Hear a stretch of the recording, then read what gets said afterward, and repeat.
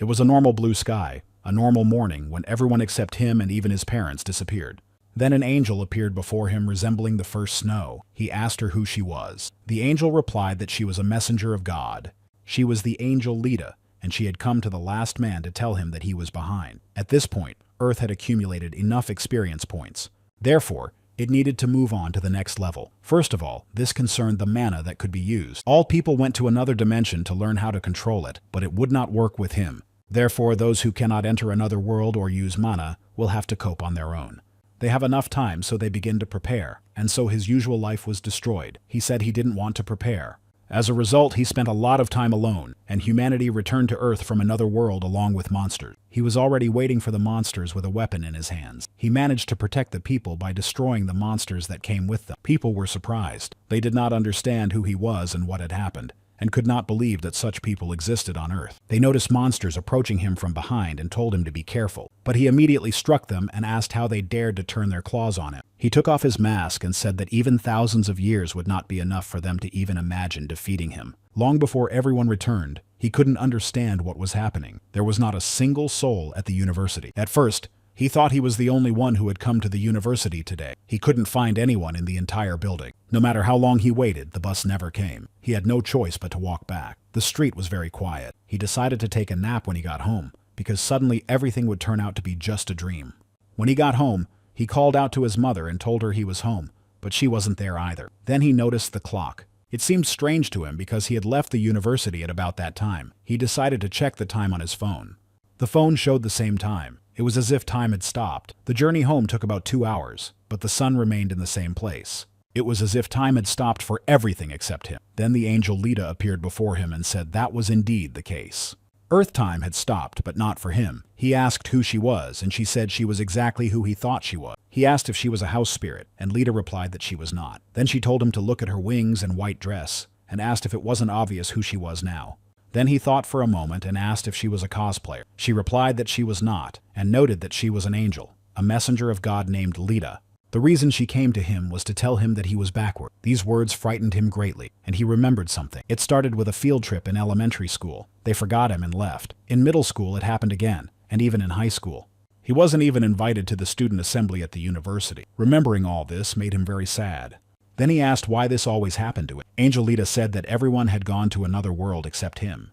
He asked why it was always him. She replied that it was because a great catastrophe would soon befall the Earth. Lita suggested that they first explain what a great catastrophe was, and then talk about it. The Earth is moving to a new level because it has gained maximum experience. For people, this will mean that mana is now available to them. They will also have access to the Akashic records. Humanity will be able to use this data. They call this status. He said that this is a fairly simple explanation, and that it is just like in games. Lita noted that she is a good teacher. Along with mana, monsters will also appear. They cannot be defeated with ordinary weapons. He thought that she was definitely a cosplayer. Lita said that if they stopped humanity in its current state, the risk of complete destruction would be enormous. God stopped time and sent everyone to another world. There, they will have the opportunity and time to learn how to use mana. More precisely, their bodies are in a safe place, and their avatars are sent to another dimension. Thanks to this, they can learn. This way, they will acquire basic skills for fighting monsters. He asked if monsters could be destroyed with firearms or explosions. Lita replied that they were created from high-level energy, and even a nuclear bomb would not be enough. He said that now he understood what it was all for. She asked if God was not merciful for organizing training on such a scale. Then he asked what about him. Lita replied that it must be a mistake, and he told her to fix it. She noted that the portal had already closed, therefore that was not an option. Its concealment was impressive, and even God had not noticed it. He shouted, asking how a higher being could be so foolish. He simply couldn't believe it, and if that was the case, then they should send him to another world and teach him how to use mana. Lita said that the merciful God felt sorry for his problem, and decided to give him a bonus. He replied that he didn't want anything. Let them just teach him how to use mana. Lita replied that they would not make it in time before the disaster. The others would return in 10 years. She would find some food, and he should wait here. He thought about what he would do alone for 10 years. Lita asked about training to prepare him for the arrival of the monsters. He asked what was the point if he didn't know how to use mana. She replied that they would just make him physically stronger. He asked again to be sent to the others, but Lita said it was impossible. That's how his lonely life on Earth began. Still, he started training. It was all he had left. 5 years had passed since the disappearance of humans, and all this time he had been training diligently while other people were perfecting their mana skills. They also became stronger to fight monsters. All he had left was to increase his physical strength. Lita asked if he wasn't tired of doing the same thing for 5 years. He replied that he had no choice. The angel Lita said that was true, and he replied that that was why he was doing it. His name is Yu Il-han, and he has become quite fit and stronger. His endurance is simply incredible. It is usually difficult for people to focus on one activity. Lita said that she knew he was an unusual person. This was clear from the moment he hid from God. Yu Il-han said that it was as if he did it on purpose. Lita is the only one he can talk to. She visits him once a week. She also cooks for him. When it's time to eat, food automatically appears on the table. To be honest, it's even tastier than his mother's cooking, so he apologizes to her for that. In addition, dirty dishes automatically disappear, which is very convenient. Yu Il-han said that physical training is over. Therefore, it is time to learn martial arts and weapon skills. Rita asked how he would do it without a teacher. He replied that he would find a guide on the internet. Electricity and the internet are working, so he decided to study using videos that he had saved in the past. Yu Il-han asked how the internet was working at all. Lita replied that it was because time had stopped. He asked if she would explain it properly. After watching the video, Yu Il-han started training. Lita noted that the basic elements also need to be given time. Although he still has 5 whole years ahead of him, Yu Il-han continued his training, while Lita watched him the whole time. He had been doing this for 4 years in a row. Lita decided to offer an idea. Then she asked if he wanted her to be his sparring partner. He would develop faster with an opponent. Yu Il-han asked if she was suggesting that he fight her. She replied that she was, but that he should not worry and just attack. He said that even though she had allowed it, how could he strike his nun-angel? Then he swung his arm and said that of course he could. Let him feel 9 years of loneliness and disappointment, but she immediately blocked his attack. Lita was born to fight. She asked if he understood now, so he shouldn't worry and should train with her, and the fact that he was injured would be a free bonus for him. Yu Il-han said he didn't want to, and asked her to give him a chance to refuse. She said it was worth repeating, and so 10 years flew by. Lita said that with his level, he would easily defeat a low-level monster. And with a level increase, he would be able to use mana. Moreover, she personally taught him, so there would be no problem. Yu Il-han noted that it would be more accurate to say that she had destroyed him, rather than taught him. Lita said that he had done well. After the disaster began, many things would change. They shook hands, and Yu Il-han asked if they would see each other again. Lita replied that it depended on him.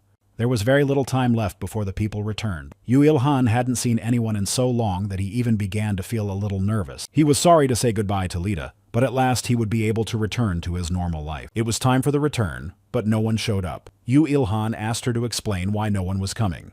Lita replied that there seemed to be a mistake. Yu Il-han became very angry and said he hated her, then asked how much longer he had to wait. If he had to wait, he would. But after 10 years, 20 years, and even 50 years, no one returned. Yu Il-han continued to train and became stronger. Lita said that he was now very strong, and she had no doubt about that. After 50 years, he stopped keeping track of time. Lita asked him if something was wrong. Yu Il-han replied that he no longer remembered what his mother looked like. Lita said she was very sorry. He asked how long he would have to wait. He was tired of martial arts. Lita replied that the disaster could begin at any moment. Therefore, he must not stop training. She hoped that he had not lost hope. Yu Il-han said that he knew he must not stop. But at his level, reading books was enough. After this answer, Lita realized that he had not given up yet. And then she noticed that it was beautifully said. Yu Il-han read books around the clock and started with contemporary literature. Then he read books on business, basic sciences, history, geography, physics, chemistry, art, and so he read everything in the library. Then he decided it would be nice to learn other languages, so he went on a trip, starting with neighboring China. He then traveled through Russia, America, and all the countries along the way. He learned several languages and read most of the books in the world. Europe, the Middle East, Africa, he visited them all. A lot of time passed, and he read absolutely everything. Lita noticed that it was the last book. Yu Il-han asked what he should do now. Lita asked if he wasn't tired. He replied that there was no time for fatigue. There were many things that needed to be done before the catastrophe began. Even after several hundred years of loneliness, Yu Il-han continues to believe that people will return. Everything was preparation for the catastrophe. Lita prayed and asked their father to bring people back while Il-han was still holding on and had not yet given up. After reading all the books, he began to try his hand at leatherworking and blacksmithing. He said that there was nothing difficult yet, and he would start with a wild boar. Then he wondered what would happen if he destroyed all the animals. Perhaps then the monsters would have nowhere to come from. Lita noted that he should hunt those she allowed him to hunt. If all the animals were destroyed, The balance of the world would be disrupted and monsters would appear. But then she stopped talking. Yu Ilhan asked why she was silent, or if she was teasing him. Lita asked him to pretend he hadn't heard anything. He said he didn't care because he would just go about his business as a butcher. Lita thinks he is an interesting person. She doesn't understand how he manages to cope with everything he takes on. This has been going on for 274 years. Even for an angel, that's too long. It's amazing that someone who is usually given no more than 100 years can spend so long just preparing for the future. Yu Ilhan said that everything was ready and that it was not bad for a first attempt. He definitely has talent. Lita thought he was an incredible person.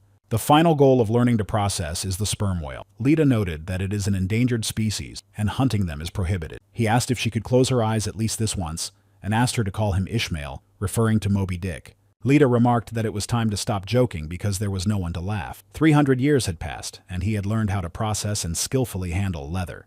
Learning blacksmithing took much longer. When reading a book, everything seems simple. Everything is easy and understandable. But in practice, everything is much more complicated. His hand slipped and the sword broke. Yu Ilhan thinks he is bad at it and that his hands are not in the right place. At first, the blades kept breaking. It took him 5 years to make a simple sword. In his opinion, it turned out so-so. Lita decided to examine the sword and said that it couldn't even cut a radish. Yu Ilhan pointed out that he hadn't asked it to cut anything and told her to give it back. She said she would keep it as a souvenir. After all, God sent her to help him, so he should be grateful. Yu Ilhan said that she should stop teasing him. Over time, he tried to make all kinds of weapons. Long swords, spears, axes, hammers, and so on.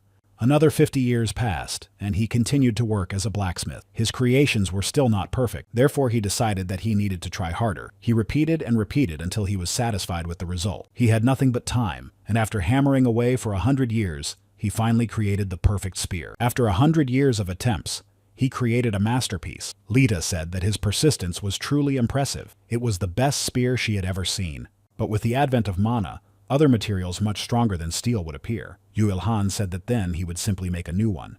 In her opinion, he really never gives up. After processing meat and blacksmithing, he returned to practicing martial arts. Then he lost track of time. Lita watched as he constantly improved.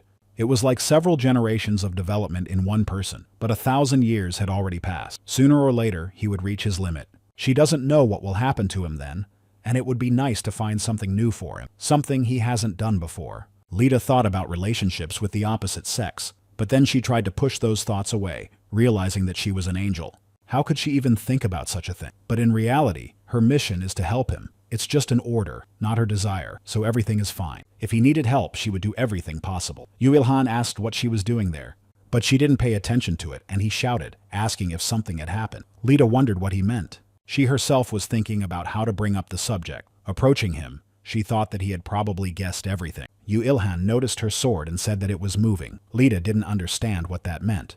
The sword flew into the air and began to rise higher and higher. Lita said that it was Ilhan's first sword. She couldn't lose it, so she immediately ran after it. Yu Ilhan called her name and then noticed that everything was changing. He was wearing the clothes he had on when time stopped. All the changes he had made began to disappear, and he understood everything. Everything was returning to its original state. Lita caught the sword and asked God not to take it away from her. She thought that a disaster had begun. Yu Ilhan flew into the air and began to scream that his body was flying. Lita said that couldn't be and asked him to wait. Turning to God, she said that it was too much because they hadn't even said goodbye. But the sword remained with her, so she decided she had been too hasty and took her words back. Then she thought that she had become attached to Ilhan during this time. She wondered if they would meet again since they hadn't even kissed. Yu Ilhan also wondered if this was how they would part, without even saying goodbye. It happened too unexpectedly. He remembered her words that she was an angel, a higher being. So if he reached her level, would they meet again? Everyone began to return to normal, and Yu Ilhan also returned to his original state. He opened his eyes and saw a notification on the screen that he had the title of Loneliness. It was a passive skill of concealment. He was now at the first level and had 72 strength points, 78 health points, 81 agility points, and 1 mana point. He also has an active stealth skill at the maximum level. Thanks to this, he can evolve, but he needs materials for evolution. He received a backward bonus and will receive 5 additional attribute points for each level up. Yu Ilhan said that if the status window opened, it meant that a great catastrophe had begun. He also paid attention to the people's conversation. Someone said that the status window could also be opened here, and that only 10 years had passed. This means that only 10 years have passed for other people. It seems that only for him did everything take so long. People noticed that their stats had rolled back. Could this have happened to everyone? Everyone returned to their initial characteristics. Some were upset because they had tried so hard to improve them. Yu Ilhan thought it was strange. There were so many people around, but no one noticed him, as if he were invisible. Was it because of his concealment skill? He didn't understand what was wrong with this skill and why he couldn't turn it off. No matter how hard he tried, he couldn't turn it off. Yu Ilhan thought that his fate was to be alone, and that from birth to death, he was destined to be alone. But he didn't care. He just decided to go home. He heard the guys talking among themselves about finally returning. In his opinion, it was still wonderful to see people on the streets after so long. After that, he returned home. He was glad that he had finally made it home, and upon entering the apartment, he heard a familiar voice. His mother, whose face he had already forgotten, called his name. Yu Ilhan was happy that his mother had returned. He said he missed her. All his memories came back when he saw her. It was his mother, whom he hadn't seen in 1,000 years. The aroma of dinner being cooked, the sizzling of oil in the pan, his father reading the newspaper at the table. Everything was as it had been before. His father said that there was no news about Haixia. Yu Ilhan's mother asked if he had been to Haixia.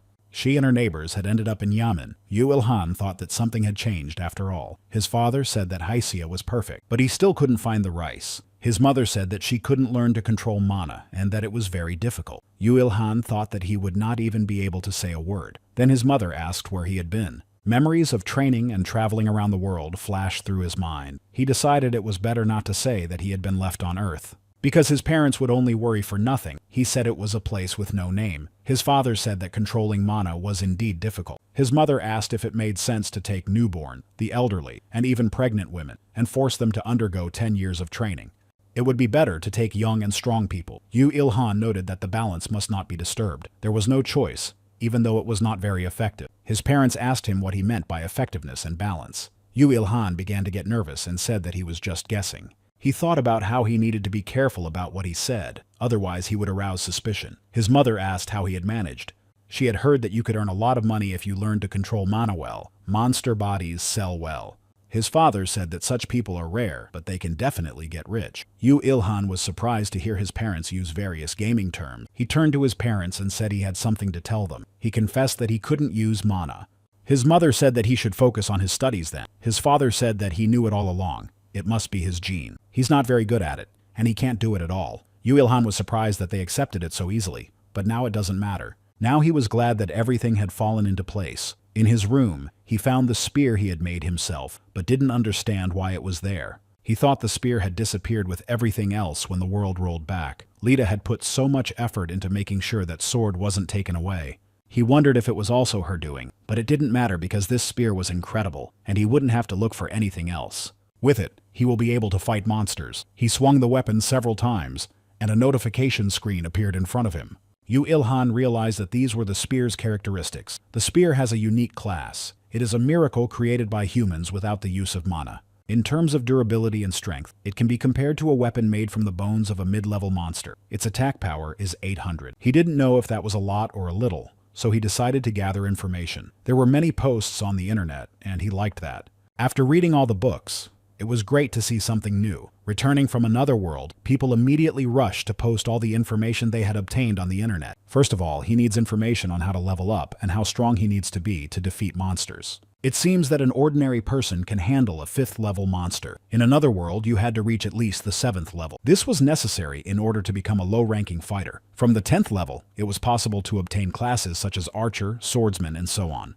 From the 50th level, strong fighters begin who can obtain the 2nd class, and the 3rd class can be obtained at the 100th level. From that moment on, a person is considered a national treasure. Due to the hellish conditions of obtaining the 3rd class, no one has ever reached the 4th. Most people think that the 4th and 5th classes are the level of a dragon or a Bahamut. Yu Ilhan thinks that there is nothing more useful to learn in this way. So he decided to ask around at the university. He thought about how long he had been away. For some reason, everyday life hadn't changed much, unlike the world. He was already beginning to miss Rita. He heard someone say that she would probably be happy to hear that. Yu Ilhan asked who was there and heard that she had been sent by heaven to help him learn how to use mana. Then Yu Ilhan asked if she was an invader, and the angel replied that she was not an invader. Her name was Erta, and she was an angel. Yu Ilhan thought, another angel. An angel had burst into his life, or rather, knocked on his door. Erta said that mana was difficult to control.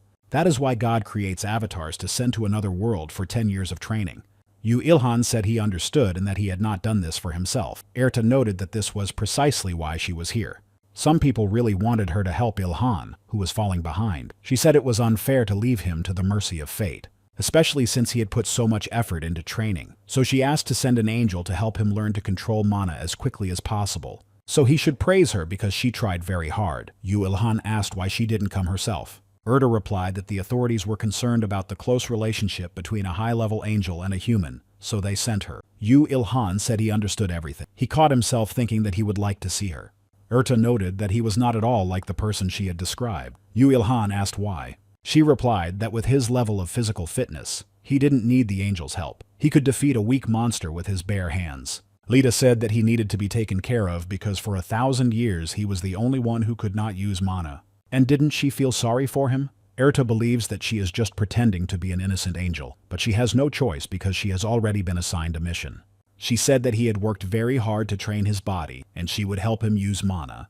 Yu Ilhan asked how exactly she would help him use it. She replied that she only needed to be near him to activate it.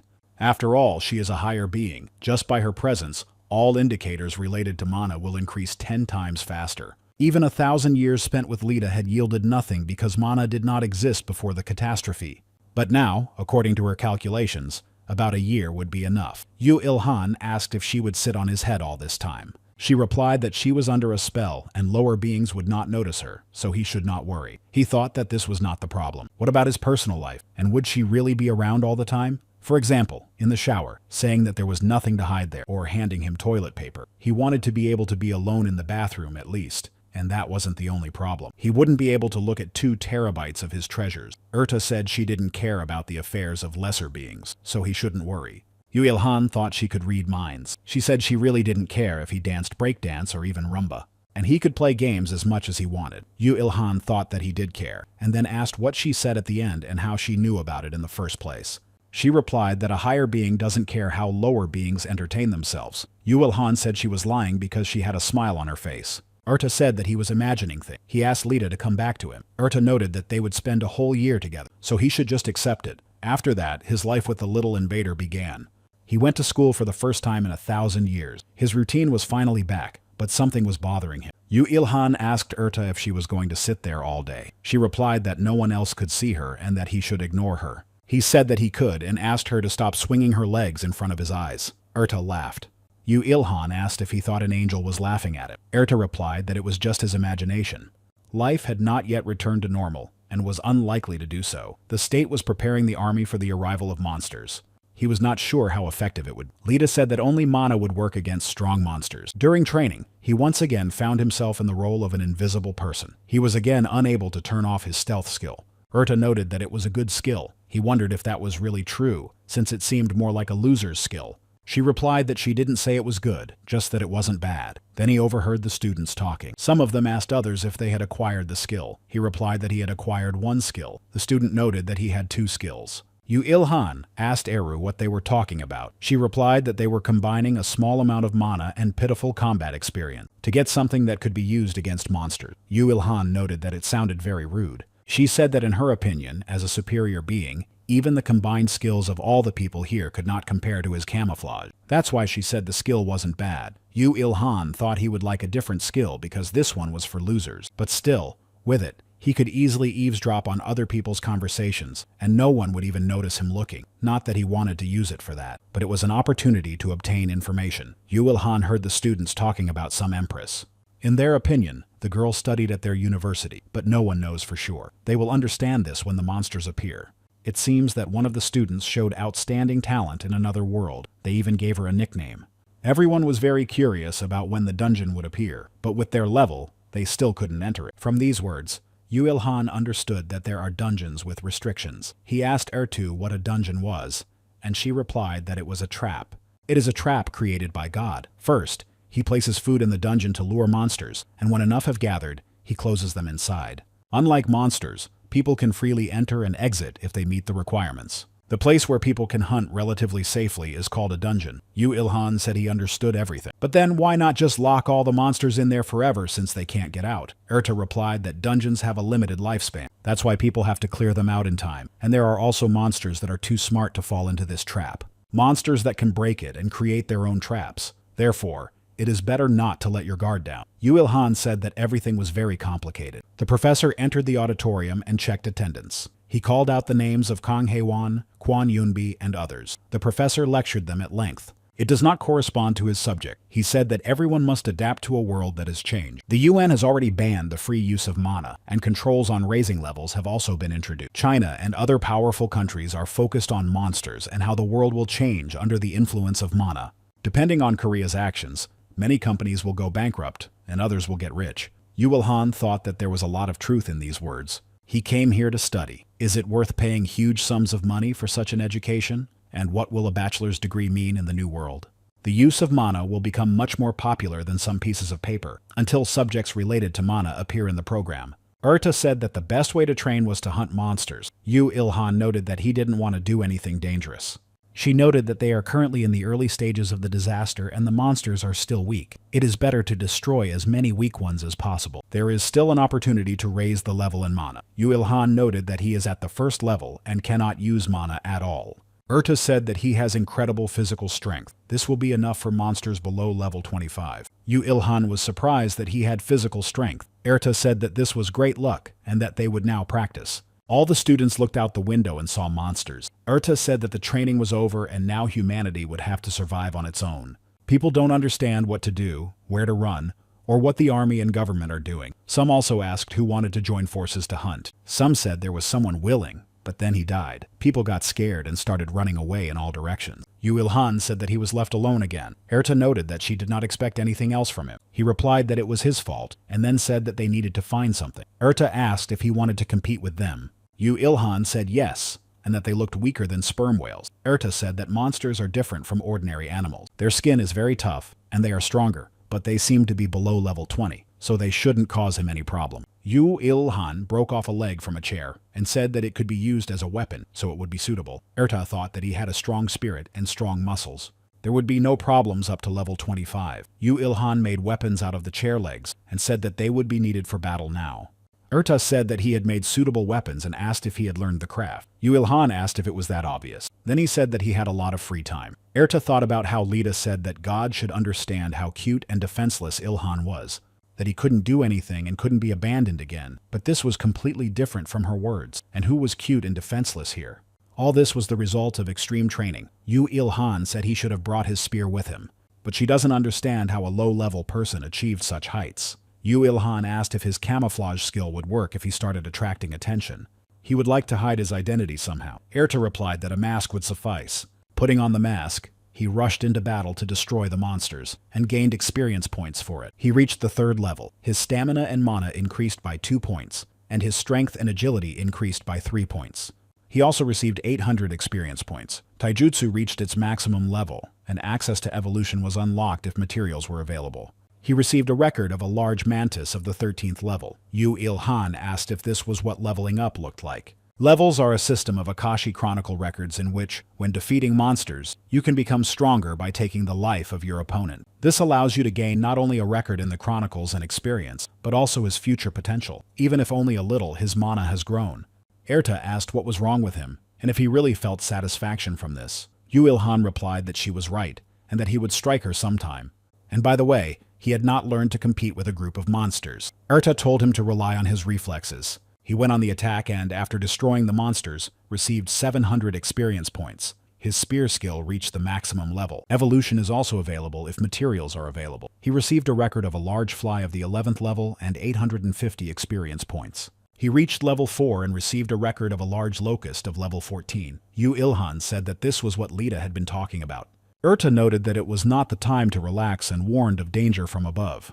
After destroying the monster, he received 400 experience points and a record of a large 7th level insect. Unexpectedly, an insect crept up on him. The monster tried to attack him. Urta was surprised because he was so well trained that his body became impenetrable to the insect's proboscis. Yu Ilhan told the monster that it had scared him and then struck it. Urta believes that he has surpassed the limits of the human body.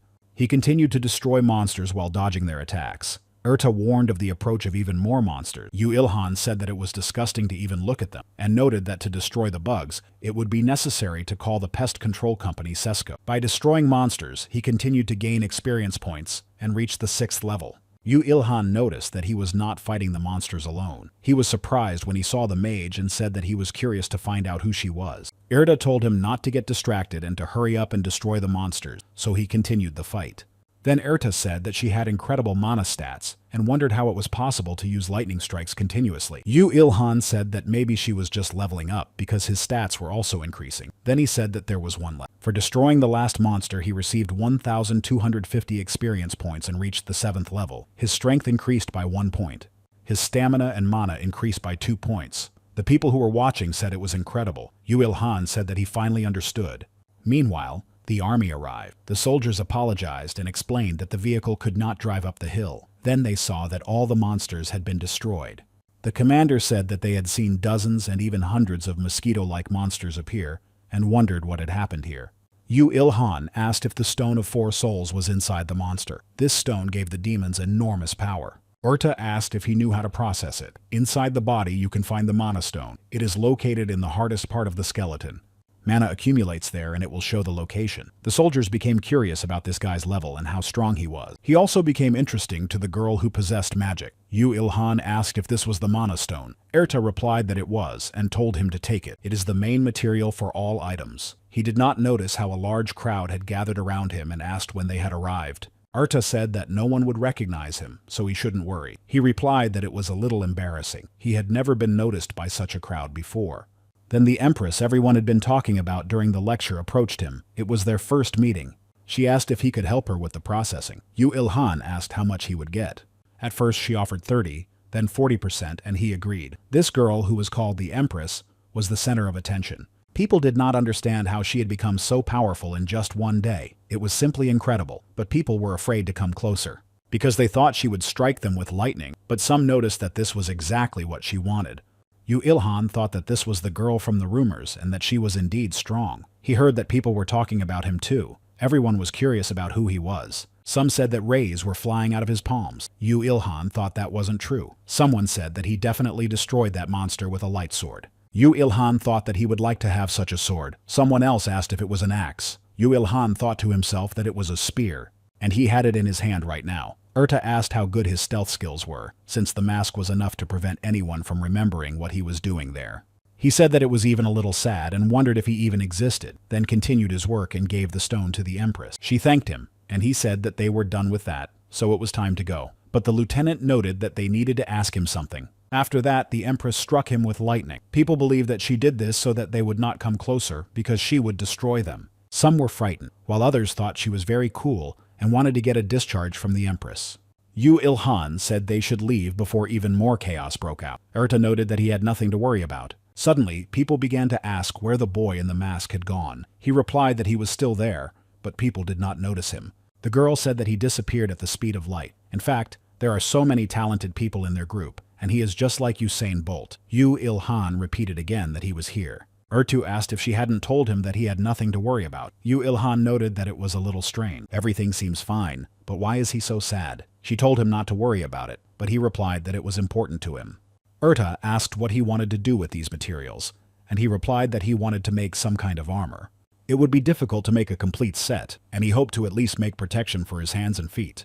Irta said that it was very difficult to work with materials from monsters, and that he should wait for a chance to meet a real master. Then he should ask him to make something. Yu Ilhan asked what she was talking about because he was the best craftsman on earth.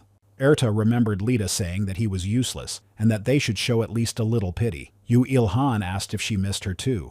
She replied that she did, very much so, and wondered how anyone could have deceived her like that. In a way, he was like a cheater.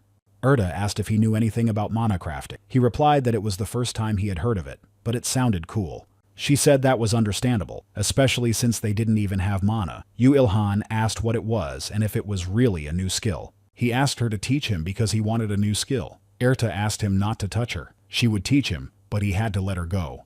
Yu Ilhan apologized to her and said it just happened. Irta thought she wasn't used to him yet. Then she said that mana crafting uses mana crystals similar to mana stones to create items. For example, weapons or armor that contain special powers. This craft originated from blacksmithing. Yu Ilhan grabbed Irta again and asked her to teach him. She replied that she would teach him. Then she pushed him away and said that he should not forget to say a few kind words to Liti when he was in heaven. Yu Ilhan asked what she meant, and she replied that she should sit and watch over her boyfriend herself. He asked what else and why she was silent. Erta began to tell him about manacraft. Before starting to craft armor, you need to prepare materials and magic stones or mana crystals with special properties. These special properties are something like a dragon's heart. Yu Ilhan said that sounded cool. Erta continued to explain and said that you need to place the magic stone next to you to synchronize and start the forging process. After finishing the product, you need to crush the stone and apply it to the surface. The result will be a basic form. 30 attack and 50 defense will be added to the item. That's where the work ends.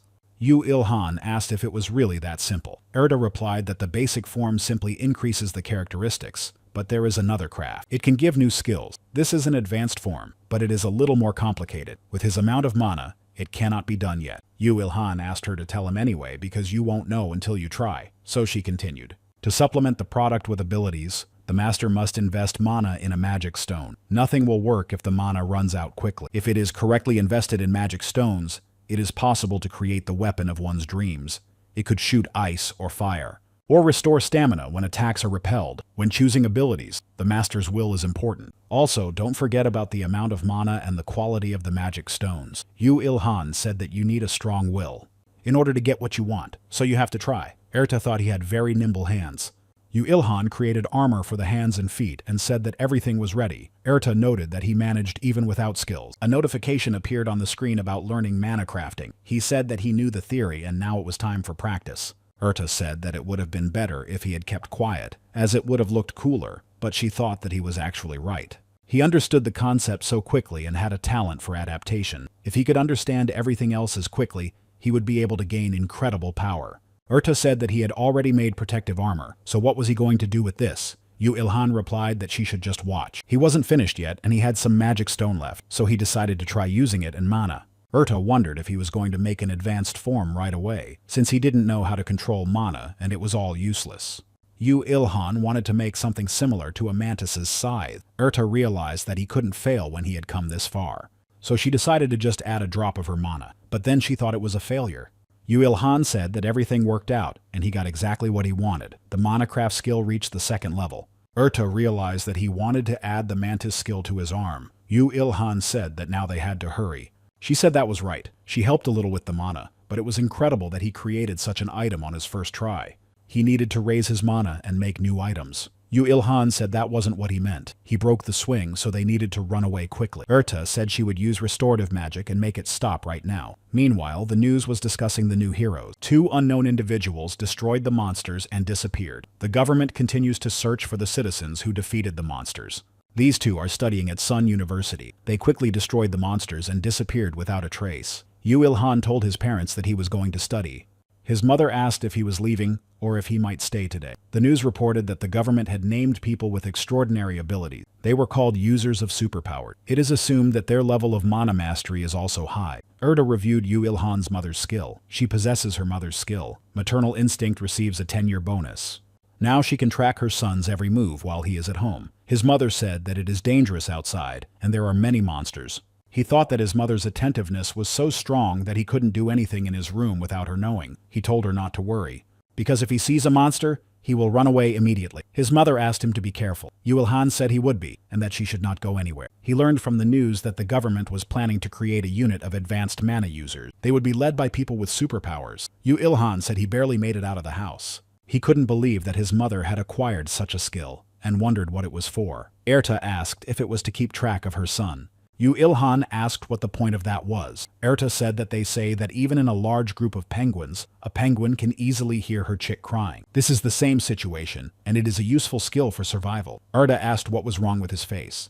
He replied that it would be a shock to him if his mother stopped noticing him, considering that even God didn't notice him. Erta told him to stop and asked what he thought about the news and the government's squad of strong fighters. Yu Ilhan replied that he wasn't interested. He didn't want to work for the government, and his family came first for him. Besides, it was easier to act on his own.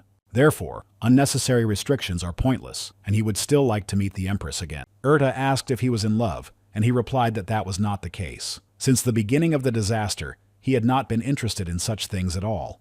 He doesn't even have time to look at treasures. Erta wanted to say something again, but he said she should stop talking nonsense. Erta said that there are cases when libido drops after too intense physical training. Yu Ilhan shouted that he was not impotent. He drew people's attention, but no one heard him. Erta said that even if he shouted in the middle of the street, no one would notice because of his ability. Yu Ilhan thought about whether it was a blessing or a curse. He said he had an idea why this had happened. Erta asked why, and he replied that it was because of Lita. Erta said that, of course, because he had been admiring her angelic beauty for 1,000 years. Because of this, he lost interest in ordinary women. And wasn't he impotent? Yu Ilhan said that it was enough to repeat this.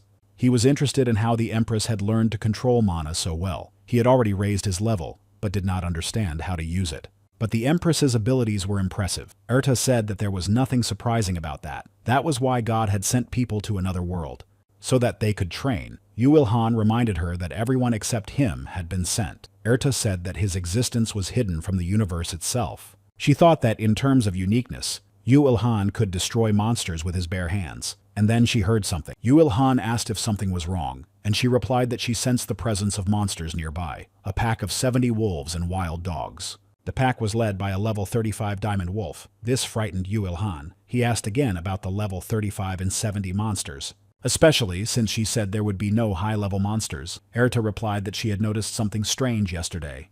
She wasn't sure, but for some reason, on the second day after the disaster, there were already many level 10 monsters. Yu Ilhan pointed out that she hadn't said anything yesterday, and she replied that it was because she didn't want to share her feelings with an inferior being. He thought that Erta was indeed very different from Lita. She was like an arrogant rich girl who always drew a line between the higher and lower classes. Lita sometimes seemed a little naive, but she was kind like an older sister. In fact, he missed her very much. Erta said she would be honest. Not everything was well with Earth, and she needed his help. Yu Ilhan asked what that meant. She replied that they needed to hurry, so she would explain on the way and told him to move faster. She would show him the way to those monsters. God teleported people to another world because of an impending disaster where they could learn to use mana.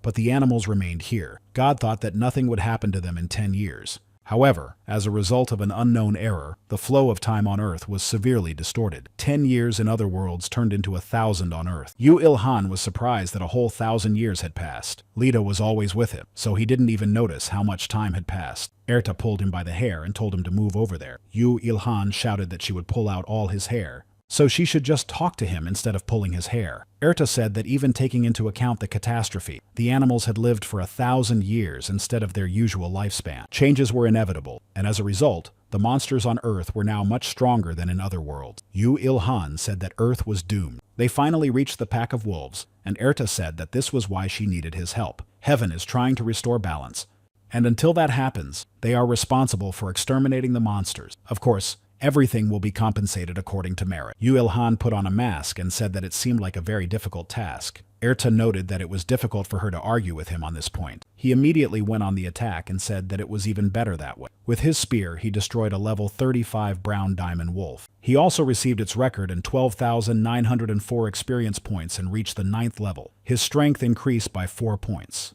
His agility, health, and mana increased by 2 points. Erta asked if he was a masochist and why he liked challenges. He replied that this was not the case, and she noted that she had initially wanted to praise him. Dogs crept up behind him. After destroying one of them, he received a record of an 18th level stray dog and said that it was a cool name, even though it was just a regular mutt. People began to run away and shout that monsters had appeared, and that someone should call for help. Some decided to use mana. The man tried to use a fireball, but it didn't work. He realized that he didn't have enough mana and started calling for help. Yu Ilhan immediately rushed to help and destroyed the monsters. The man closed his eyes, and when he opened them, he saw him. Then Yu Ilhan asked if he was hurt. He reached level 10, and to overcome it, he needed to choose a class. The captured records would affect the list of available classes. The records became an opportunity and opened up available classes. People immediately recognized his mask and realized that he was the same guy from the incident at the university. The instantly disappearing sunbolt. Some confirmed that it was indeed him in the same mask. Yu Ilhan couldn't believe that he was recognized, and he didn't like the nickname of a loser. They combined the name of the university and the athlete's name. Erta said that he had fans now, so he should accept her congratulations. He destroyed the monster and told her to be quiet. What fans and what nonsense she was talking about. He didn't need that. And then he noticed that his level hadn't increased. Yu Ilhan realized that this was because of the message saying that in order to advance to the next level, he had to choose a class. Then more monsters appeared. He doesn't understand what's going on and where they came from. Erta said that it seemed to be some kind of order, so he should be careful. Yu Ilhan asked her if they were intelligent. Then he thought that if he retreated, he would lose the initiative, and if he defended himself, they would bite him. In that case, the only option was to attack. He earned experience points for each monster he destroyed. People think it's incredible that he destroyed 5 monsters in an instant, but they didn't notice the monster creeping up behind them. Yu Ilhan asked if the wolf had taken a hostage. Erta replied that it looked like it, and that it seemed like it wasn't the first time it had done this.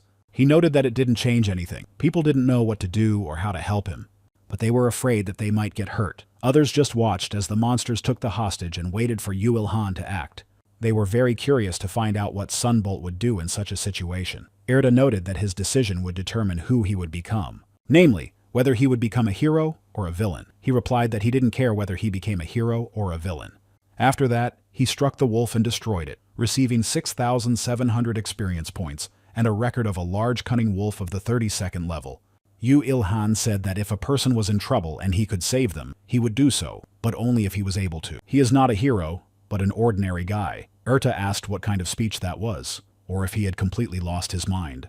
Yu Ilhan remarked that he should be allowed to say something cool at least once. Erta warned that it seemed the monsters had noticed that he had lost his weapon. Therefore, they would attack. Yu Ilhan called them arrogant puppies. Let them not think that he can only compete with a spear. Now he would show them the results of his training with the Battle Queen, so let them come. Erta watched him. He was not going to sacrifice himself to save others, and made decisions more calmly and quickly than others, to be as effective as possible. So, in her opinion, Lita had raised an incredible monster. But this is not something that could be taught. It is only the result of his own efforts. People think he is very strong and simply incredible. Even his body is a weapon. He dealt with all the monsters and asked if that was all. At that moment, a soldier pointed a gun at him and told him to stand still and not move. People didn't like this behavior. They started asking what they were doing and shouting that he had defeated all the monsters. He even saved a hostage, so why were they holding him at gunpoint? The soldiers were surprised that he had defeated them all. The lieutenant was surprised how this was possible, then approached him to apologize for what had happened, and asked him not to misunderstand. They weren't going to open fire. They were just worried because there were supposed to be a lot of monsters around, but everything ended well. In addition, an entire army unit was looking for him, and they wanted to ask him something. At that moment, his subordinate noticed that he had disappeared. He said that no one was listening to her. The lieutenant noticed that he had disappeared again, and that he was probably running too fast. Yu Ilhan said that he was actually nearby, but no one noticed him. He decided to do some processing and thought he needed to make a knife for processing.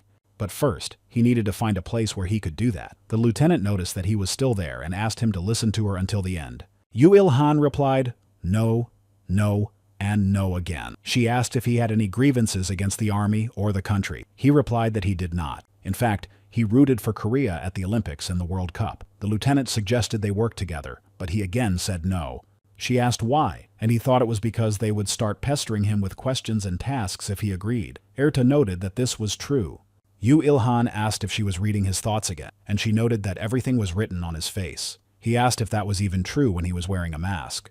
Erta said that the thoughts of lesser beings meant nothing to her. It was better not to cooperate with the army or the government, because even all together they would not be as good as him. It is more profitable to be on your own. Yu Ilhan looked at all the monsters he had destroyed. Then he said that it would be difficult for one person to carry all of this. The lieutenant said that no one listened to her because of her uniform, so she might as well quit. Yu Ilhan approached her, and she asked what he had decided and whether he would work with them. He asked if they wanted to buy the bodies of these dogs from him.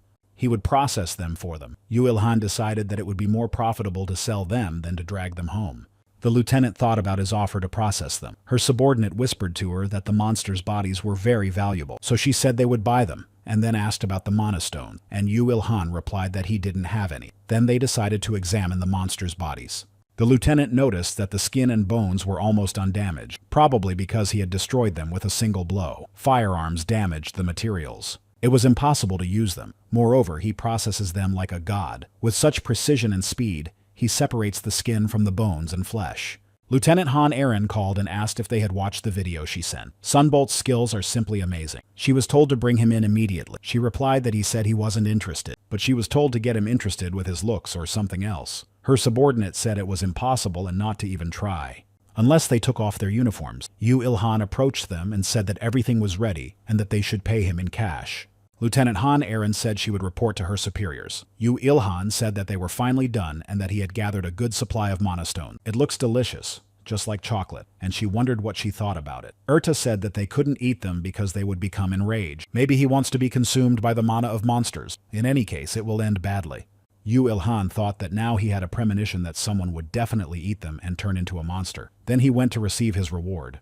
For killing the monsters, he received 37 million in cash. He was told that he could transfer it all. Erta noted that they weren't stingy and didn't seem to want to spoil their relationship with. Lieutenant Han Aaron said that if he was done, they could continue talking. She thought that she was wearing a uniform now, but she used to be quite popular. But Yu Ilhan took the money and said goodbye. Lieutenant Han Aaron asked him to wait, but he disappeared. No one understood where he had gone or why he had run away again. They were curious about his level. Erta asked if he had distracted them so that his stealth skill would work again, and where he had found such a device. He replied that it was a secret. Now it was time for them to leave. Erta said that the heavens would soon begin their investigation, and until then, they would have to work hard.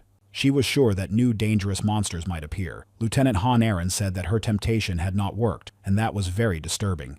Her subordinate noted that he had tried to stop her for that reason. She asked where this sunbolt was. Yu Ilhan thought that his long day was just beginning. Next, he decided to choose his first class and opened a list of all the possible ones. In first place was the copycat. Next was the grappler, swordsman, and blacksmith. The list also included a defender, a hunter, an assassin, and many others. Yu Ilhan said that the class names were exactly like those in a game. He decided to put off the assassin class for now. He didn't have enough stealth right now, and if he became even more invisible, he might disappear altogether. Erta said that since he cannot control his aura right now, he cannot control his stealth skill, but it is constantly activated. Therefore, he does not need mana. Yu Ilhan asked if that was why he could not turn it off, so he needed to learn how to control mana as soon as possible. It was difficult to choose among 23 classes, so he asked if Erta would recommend something. She was surprised by such a large number in just a few days. After entering the Akashi Chronicles, if they had a little more time, there would be 30 or even 40 options available. Erta recommended a spearman if he used a spear, but a grappler would also suit him. Since he knows how to wield a spear and fight in hand-to-hand combat, Yu Ilhan said that was fine. He started doing it because Lita recommended it, and over time he became much better. She was also his sparring partner. After many training sessions, she said that today he lasted 3 whole minutes against her, which was a new record. He studied constantly, learning from her. Erta said that learning from an angel was an incredibly rare opportunity and that he was just lucky. Yu Ilhan noted that if he were lucky, he would not have been left alone on Earth. Erta said that there was nothing to be done about it because it was his destiny. There was no need to worry about it. When his level increased later, he would be able to get a second and then a third subclass. Yu Ilhan asked if the second subclass was a class change. He couldn't find anything on the internet about subclasses. Erta said that social media was just a waste of his life. He would not find any useful information on the internet. Yu Ilhan asked if she had had a bad experience using the internet, and she replied that she had the right not to talk about it. He thought that something must have happened. But do angels also use social media? Then he said that he thought a copycat would suit him best, and Erta asked why. He replied that the variation in destructive power largely depends on the weapon, so it is better to have a weapon than to be a grappler. Erta said that he was good at thinking, and if he found good materials, he would be able to make much better spears. She thought that she actually wanted to recommend a spearman, but Yu Ilhan made the decision on his own. He would definitely gradually become stronger and stronger. Yu Ilhan noticed that a message had appeared. Erta asked what it was. Yu Ilhan replied that a new choice had suddenly appeared. It said, Bloody Spearman. Erta said it was a modification. But it was a unique profession, and who would have thought that he would get a unique profession from the first class? Yu Ilhan asked what a unique profession was. Erta replied that it was a class created specifically for one person. His path to achievement and the records he had obtained were combined. To create a completely new class, he must choose it unconditionally. The unique profession was created especially for him. Therefore, it is the best of all. Compared to other professions, it requires more experience to level up. But even so, it is very valuable. Yu Ilhan chose the class of the Obscured Spearman, and the power of his attacks and spear increased by 10% when using the stealth skill. The conditions for progressing in stealth and spear skills were also softened, and all accumulated records were absorbed. The level rose to 18, health and mana increased by 11, and agility by 12. But he cannot control mana because he was unable to learn the active skill. Yu Ilhan noticed that it was not a bloody spear but a foggy spear and asked what it was. Erta also thought it was bloody. He said that if he had known what it was, he would not have chosen it. Erta said that the words suited him perfectly, and she cannot refute this fact. Yu Ilhan felt something strange, and after that, his body began to change. He said that his body had changed. Erta explained that since he had received the first class, his body had become stronger. Moreover, he had already made his choice, so he couldn't go back. Yu Il-han wondered if he had really changed. Then he decided to check the notification on the screen to see if there had been any changes, but he still had the same title of Titan of Solitude. He was saddened that his title had not changed, and thought that he would probably be the loneliest person in the universe for the rest of his life. Erta asked if he had received an active skill, and he replied that he had not. She said that most people with first class do not receive it, so he shouldn't worry, but looking at his rate of development, she doubted that he would get mana even when he became a second-class owner. Yu Il-han asked if it was dangerous, and she replied that it would be dangerous if he were an ordinary person. He asked if that was really the case, and she replied that it was, and that he had nothing to worry about. If he cannot obtain the skill in the second class, the records will accumulate, and then when he obtains the third class, he will have a strong skill. Yu Il-han asked if that meant that instead of getting several ordinary skills, he would get one strong skill. Erta replied that was correct. She thought that Yu Il-han should have acquired 2 active skills at first, since he had acquired a unique profession, but that did not happen. If all the records are collected before he gets to the third class, Yu Il-han will get a fantastic skill. He is a lower being who is worthy of observation. Erta pulled him by the hair and said he had to go, and he asked where. Erta said that she had hidden his suitcase with money using magic so that no one would take it. Now, as an agent, he must start looking for monsters. So let him move. Yu Il-han said he understood everything and that she should stop pulling his hair. Erta noted that there were many other agents besides him. Therefore, he should not do everything himself and hunt monsters within his own jurisdiction. He became curious whether the Empress had also become an agent. Erta replied that, of course she had. Such a talented person cannot stay on the sidelines, and this task is a godsend. If someone achieved more than other agents, their rewards would increase, so he should try hard. Yu Il-han said that he liked this task. If the condition was to help people, he would not be happy about it. It's good that it says he will receive a reward depending on his effort. God and the angels are very cool. Erta told him to follow where it went because it appeared. Yu Il-han saw the news in the information community about hunting. Someone said that a tiger lives on Bukhan Mountain, but bears are scarier than tigers. The soldiers shoot, but it's all in vain, and Cheonyang will soon break down completely. People saw the bear and started to run away, realizing that they couldn't destroy it. They started calling for help. Yu Il-han said that he was here, and it looked like today he would be able to eat the bear's gallbladder. Erta noted that he could if he had the skill of resistance to poison, and looking at his dissatisfied expression, she asked if there were any problem. If the opportunity arose, he should learn this skill and there would be no problems. Yu Il-han noticed that the soldiers had launched rockets. Erta told him to take a look. The soldiers were firing everything they had, but it was to no avail. One of them said it was useless, and another asked how they could compete with such a monster on the third day after the Great Cataclysm. After that, the bear destroyed them. Some said that it was changing direction, so they needed to spread out. Are there any users whose abilities the government has requested? Erta said that their buildings were not strong. They were being destroyed by the monster's rampage, and he is only second class. Yu Il-han asked her to be a little understanding, because everything here existed only until the current situation. While people were training in another world, all buildings, objects, property, weapons, technology. In this world, there is only the knowledge and experience of ordinary people. Yu Il-han noted that the monster probably said that no one could stop him, and that he seemed to be having a lot of fun. Erta said that the expression big fish in a small pond could probably be applied here, and asked what he was going to do. He'd better not waste any time. Yu Il-han said he had time and was ready. Due to his stealth, his strength increased by 10%. Also, due to his spear skills, his strength increased by another 10%. Yu Il-han immediately went on the attack. He thought that the ideal time for concealment was when you strike first. Erta said that the bear should not notice him before the attack. Let him believe in his ability to hide even from God. Yu Il-han asked if she was scolding him now. Right now, his main priority was himself. Yu Il-han struck the monster. Everyone realized that it was Sun Bolt. They were happy that he had come. Yu Il-han asked if that was his nickname. He realized that he couldn't destroy the monster with such a blow. Erta noted that it was still a second-class monster. Yu Il-han told the soldiers that if they wanted to live, they should run away. But they could stay if they wanted to. People started screaming for everyone to run because they noticed that the monster was angry. The bear noticed that someone was sneaking up on him. Yu Il-han said that he had no chance and then struck him. Erta said it was very fun. Yu Il-han asked if she was riding on his head and told her to stop having fun. She said that he had returned to hiding because the monster had lost him. As long as it couldn't see him, he had a chance.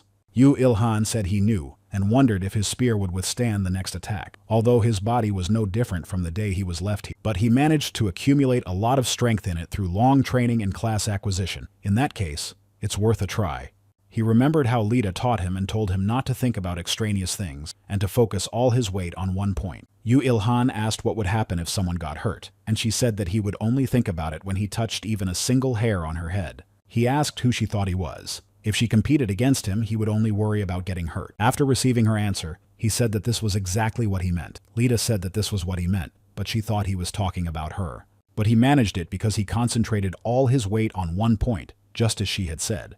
With his blow, he pulled out a hair from her, so he did well. Yu Ilhan remembered that there was a time when he managed to touch Lita. So now he had to focus all his strength on one point, just as Lita had taught him. After that, he attacked the bear. People noticed that the monster had stopped.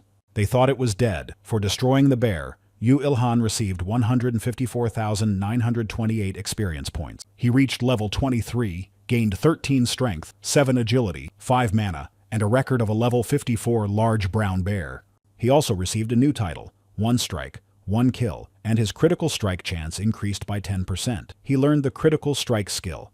When focusing on the enemy's vital organs, the probability of a fatal blow increases. Erta said that he finished in 3 strikes, even without any skills. Yu Ilhan replied that she should praise him a little better, and then turned his attention to his spear. He thought it was still holding up, which was very good. So now it was time to finish it off. At first he was happy, but then he noticed that the monster had shrunk. Erta said that he probably had the skill of gigantism, and after his death it disappeared. Yu Ilhan said that if you think about it, he had just gained the critical strike skill. Erta said that wasn't bad. It goes well with his stealth skill. All records of his actions, achievements, and contacts with others have a great influence on his development, as well as the growth of his skills. So you need to do great things and learn skills. Meanwhile, reinforcements arrived. The guy said that they had arrived and would take care of everything, and then asked where the monster was. Erta said that it looked like other ability users had come here. Yu Ilhan could sense their extroversion in their voices. He said that everything was over. The guy asked if they were saying that the monster had already been destroyed. Another guy said he heard it was a second-class monster, but that was so boring. He was hoping to get a little exercise. The other replied that he was hoping for that too. The guy with abilities asked who destroyed it, and then saw a familiar mask. Yu Ilhan asked if he noticed him. She said that to be more precise, he was looking at the bear's body, not him, and noticed him because he was standing next to it. The guy said it was Sun Bolt. The other confirmed that it was indeed him. Another asked if they meant that this guy had destroyed the bear himself. But that couldn't be. How was that possible on the 3rd day of the Great Cataclysm? The ability users approached Yu Ilhan. They said he was very strong and asked if he had reached the 2nd class and if he had found the dungeon by accident. But he didn't answer them, and they asked if he could hear them. Yu Ilhan just wanted them to go away. The basis of the introvert's mindset is not to talk to others. One of the people with abilities said to respond when someone talks to him, but another stopped him and said that it seemed he didn't want to talk to them, so it was better to leave him alone. The guy got angry and asked what was wrong with him. The girl said that it was even cool and that he was like a samurai gourmet. The guy standing next to her remarked that she had specific interests. The guy told the soldier that it seemed like there was no work for them here and asked if they needed any help. He replied that help was needed in other areas.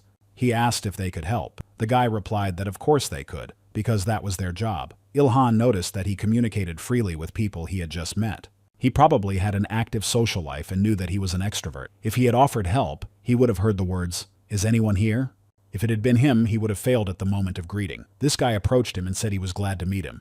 His name was Do Ujong. Yu Ilhan thought he was reaching out his hand, but he didn't understand why. Do Ujong said that when he saw him knock down that bear, he realized that he would fall behind him during the first task, but he would definitely overtake him in the near future, and he'd better remember his name. Yu Ilhan looked at him and asked what he was going to do after he surpassed him. Du Uyung said that in a world where strength is determined by level, it is easy to distinguish the strongest. One day, he will be above everyone else.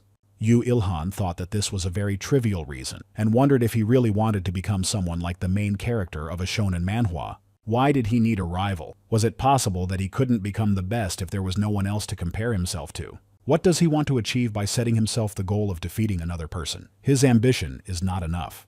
If he wants to develop his abilities, he should just work hard on his own. Let it be independent study at home, or training with a punching bag or something else. Why does he want to involve another person in this? If he wants to overcome something, he must first overcome himself, but he couldn't do it and thought it would be better to compare himself to others. He has worked hard for 1,000 years, but still cannot gain confidence in himself. And Dao Zhong disregards this and says he will become the strongest. But that's just ridiculous. And that's what he wants to say. Erta asked why he was upset and noticed that they had already left. Yu Ilhan asked what she meant, because he was incredibly calm. She said that introverts cannot be eloquent when talking to extrovert. He will only sweat from excitement, so he should stop pretending to be cool. Yu Ilhan told her not to read his mind. After processing, he received the bear's skin and said that as a result, there were no magic stone, but the skin was quite useful. It was even bulletproof. The soldier approached him and he said he would not sell it, but he noted that this was not why he had approached him. He wanted to make him an offer. The soldier explained everything about a program that needed to be installed on his phone. He said that if he installed the program he was talking about, he would be able to track the location of the monsters that had appeared on a map. This would greatly help him in his hunt. Yu Ilhan asked if this was a state secret and if he could talk about it. He replied that it was for the safety of citizens. They hoped that it would at least slightly reduce the damage caused by dangerous monsters. Yu Ilhan installed the program and then left. The soldier asked the major if he was sure they could just let him go. They must force him to cooperate with them using any means necessary. The major called him a name. He asked if he really thought that a user of abilities who destroyed a second-class monster with 3 blows would obey their orders. He had seen how, in the second world, an outstanding user of abilities had independently led his country. He also saw how the monster destroyed that country on its own. Even he would become even stronger. If they tried to forcibly restrict him, it would only end in disaster for them. This world no longer obeys the old rules. Now it is a world in which both the government and the army can collapse because of one person. Therefore, there is no need to overly control such enormous power. It would be a wiser decision to coexist and benefit each other. The soldier told the major that he had just looked incredibly smart. The major called him out and said that he didn't look smart. He was smart. He was educated in soul. The soldier asked what good a higher education was in a world that had changed. Erta said that the soldier was smart. Therefore, he would live a long life. Yu Ilhan said he didn't know and thought she was overestimating him. Erta noted that he was underestimating himself. She thought that if the army forced Yu Ilhan to cooperate with them against his will, he would destroy all their units, just so he wouldn't have to follow their orders. Now they have no control over him, and the soldier quickly realized this. So instead of coercion, he offered cooperation. He remained on good terms with him, finding a way to communicate. It seems that Yu Ilhan still does not understand how strong and valuable he is. Yu Ilhan said that 3 monsters appeared at once and asked what he should do now. Erta asked why he was thinking about it and said they would destroy all 3 of them. Yu Ilhan said that was great and they would do it.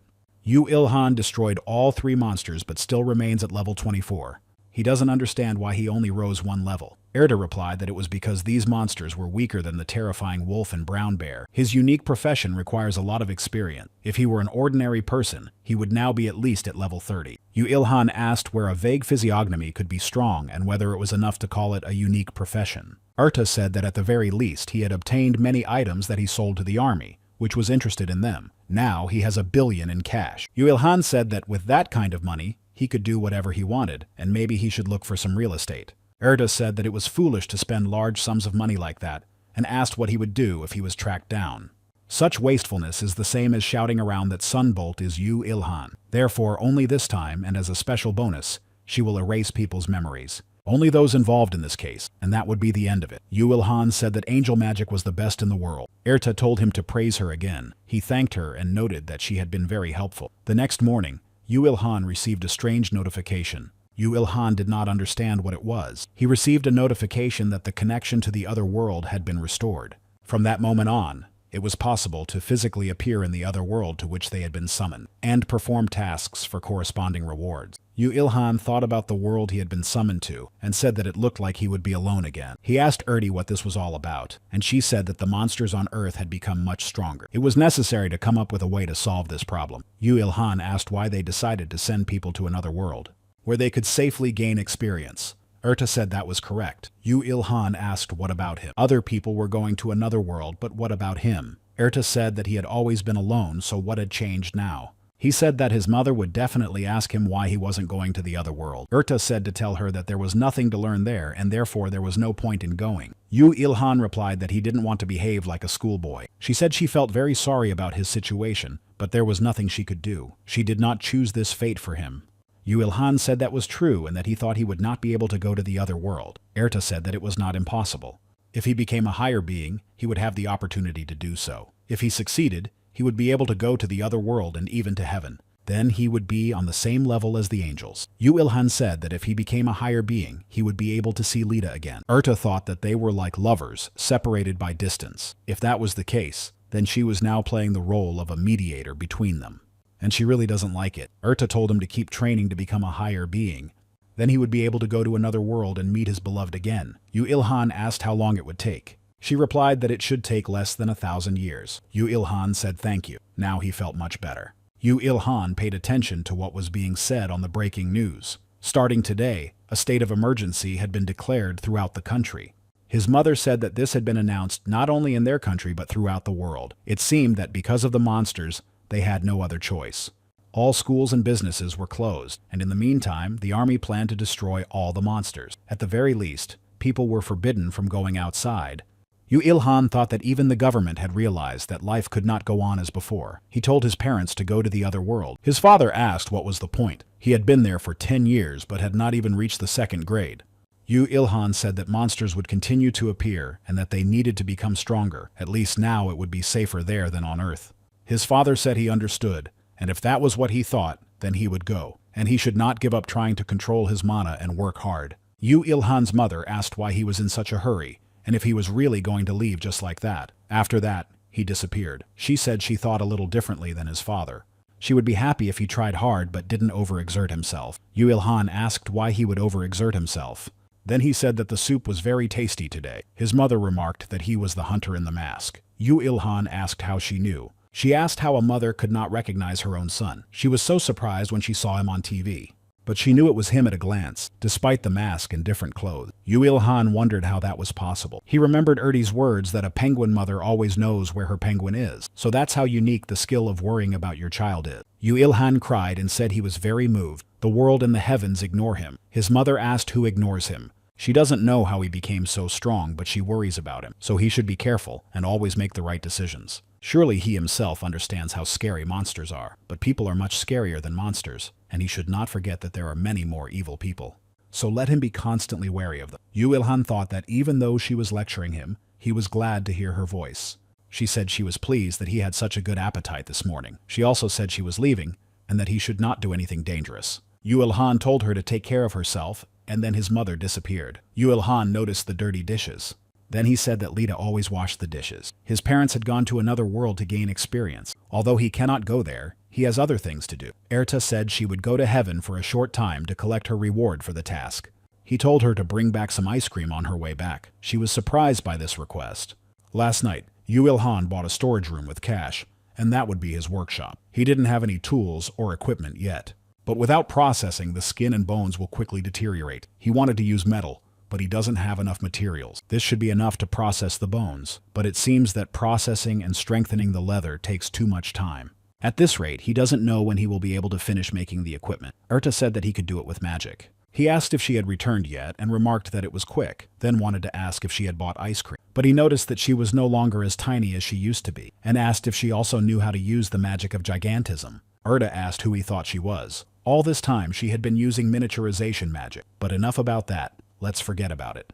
She asked him to hold out his hand so she could give him a reward. He took her hand and felt that it was cold but soft. After that, he received a notification that task 001, given by the heavens, had been completed, and all characteristics had increased by 1 unit. He completed the task better than anyone else and received an eternal flame as an additional reward. Yu Ilhan asked Erta what an eternal flame was. Erta rubbed her hands together and told him to look there. Yu Ilhan looked at the fireplace and asked when the fire had been lit. He hadn't lit it. Erta said that an eternal flame is a living flame that never goes out and constantly grows. It is a precious flame from heaven. Yu Ilhan asked if it was really a living flame that never goes out. It was just what he needed right now. Erta said that she knew it would be, and that Lita had insisted on it. She asked to take a lot of things and give everything to Ilhan. But Erta said that it was too much, and she was not a porter. Erta said that in heaven, Lita was already too worried about him. She thought that couples should go to hell. Yu Ilhan asked if it was really Lita who sent it. Yu Ilhan said that Lita really understood what he needed. Erta replied that of course she also had good news for him. Heaven gave him a second task, because he cannot move to another world. Yu Ilhan asked her about the task.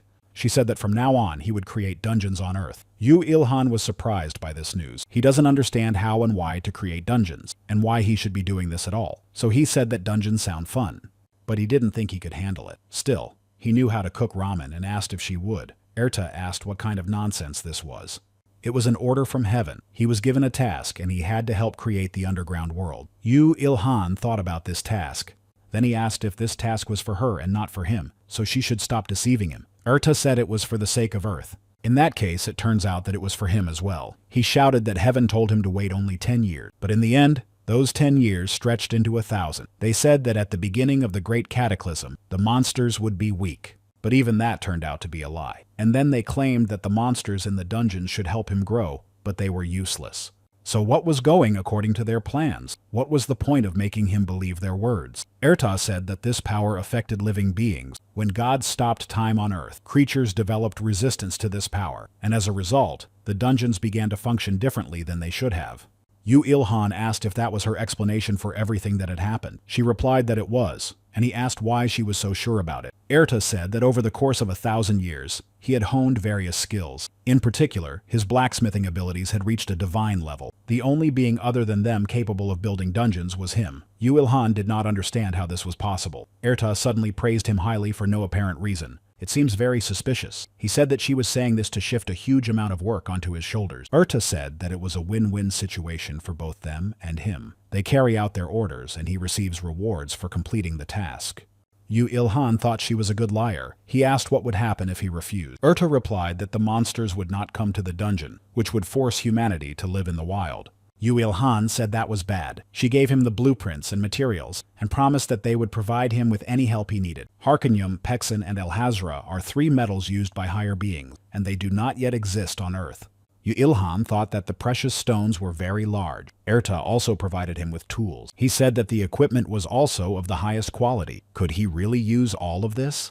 Erta replied that they had lent them to him for a while, and that he should return them when he was finished. Yu Ilhan said that everything had been so good up to that point and asked how he could build a dungeon using something like this. Didn't he need to start by digging the ground? Erta replied that no, the only thing he had to do was create magical tools. To attract monsters, this changes the immediate area and creates a dungeon. Based on this drawing, he must improve the destructive trap. She understands that this is not an easy task. Yu Ilhan said that just looking at it, he could tell it would be difficult, so they'd better start preparing the reward. She said she would prepare a reward that would blow his mind. Yu Ilhan said that in that case he would get to work. Erta noted that with the small power of the eternal flame, magic stones could be placed in it. Yu Ilhan continued his work, and Erta wondered if she had made a mistake. What if he wasn't a copycat, and she had recommended that he become a blacksmith? He was capable of creating weapons that could challenge even God. Erta said that the form was completely ready, so they needed to continue working. Yu Ilhan noted that he was a little worried, and didn't know if everything would work out for him. She replied that if nothing worked out, she could melt it down to try again, but it would take a very long time. Erta watched him work and seemed to understand something. She probably felt it too. For the last 1,000 years, Lita had been watching him personally. She was troubled by the question of how Lita, being a higher angel, became interested in an ordinary human being. She was just trying to understand what moved Lita's heart, nothing more. Yu Ilhan said he was done. Erta was surprised. Yu Ilhan received a notification that he had awakened a higher-level blacksmith. He received the title of Legendary Creator, and the efficiency of all his activities increased by 20%. Erta asked if he was done. Yu Ilhan asked what she meant by done, since it had been 5 hours. She was surprised that she had lost track of time and watched him work for 5 whole hours. Then she said that 5 hours was too fast. So, did he do everything according to the blueprint? He told her to check it herself. Erta thought it was flawless. Could a human really have done this? She said that it fully met the standard. Yu Ilhan asked if that was really true. He was very happy about this, and asked if it was time to use the craft mana. Erta replied that it was, and that she would call the other angels. They would help, so he should wait a little. Yu Ilhan asked if Lita would also help, and she replied that she would not, which upset him. Yu Ilhan said he knew it was a fluorescent lamp above her head, which he had seen in his youth. Erta replied that it was a halo, but she knew he would say that. After that, the other angels appeared before them. They asked if it was true because they couldn't believe that a human had created such a destructive trap. He finished faster than expected. His scent was not at all like that of a heavenly being, and it was definitely made by a human on Earth. Yu Ilhan wondered if all angels were so beautiful. He didn't understand this when she was small, but now that she was as tall as a human, he could see how beautiful Erta was. Erta said they had to hurry because there was no time, so it was better to start crafting mana quickly. She said that Yu Ilhan only needed to focus on his desire to complete the destructive trap. They would do everything else. The angels joined him and began crafting. Yu Ilhan felt incredible pressure. It was as if mana was suppressing him from all sides. One of the angels asked if he could withstand it, but Yu Ilhan said he could. He tried to focus on his destructive trap. He wanted it to lure the monsters in, to be attractive to them so that they would enter and never be able to leave. The most attractive thing for animals that had survived 1,000 years in solitude. It had to be something that could calm their loneliness. The angel thought he was not bad for a lower human. Usually people lose consciousness when they meet an angel, but he had a special self-awareness. Another angel said that if they made a mistake, they would be swept away, and he would not allow his pride to be hurt. The angel asked how such an interesting person could have appeared in the world. It was simply unbelievable. In the end, they completed the compact destructive trap on Earth. Yu Ilhan received a notification that his craft mana had risen to the 7th level and the quality of the completed artifact had improved. Angel said that was impossible. He did it on the first try. Angel said she thought it would take him at least 10 tries. Another angel said that he even had alpha and beta options. Yu Ilhan asked what that was. Erta called him a blacksmith. Then she said that they were talking about additional options added to the result of crafting mana. This definition is earthly and compact. They appear randomly depending on the luck of the object and the abilities of the master. It's not every day that you see both alpha and beta in a first work. The angel said he was just an incredible person. They decided to go right now to set up the dungeon, and Erta said that he should also go and asked if he wanted to see it. Yu Ilhan replied that of course he would go. After that, they went to a suitable place to set up the dungeon. This place looked just like the apocalypse, the end of the world. Angel asked if they needed to use invisibility on this person. Erta replied that everything was fine. If Yu Ilhan didn't attack first, he would definitely not be noticed. The monsters would not react to him. Another angel said that, of course. This was Yu Ilhan, whom even God himself did not notice. Yu Ilhan thought they were mistaking him for a monkey at the zoo. He would see if he would talk to them again after this task. They found a good spot and Erta set a trap for the monster. Yu Ilhan asked where he had gone because he had just disappeared. Angel said that everything was going very well. Yu Ilhan didn't understand what that meant, but then he noticed that it was working. The soldiers who were trying to fight the giant rat noticed that it started acting strangely. It stopped destroying everything around it. It seemed distracted by something. The giant insects on their side also began to move in a specific direction. People did not understand what was happening and where all these monsters were going and flying. Angel said that he didn't want to admit it, but this person had a great talent for creating traps.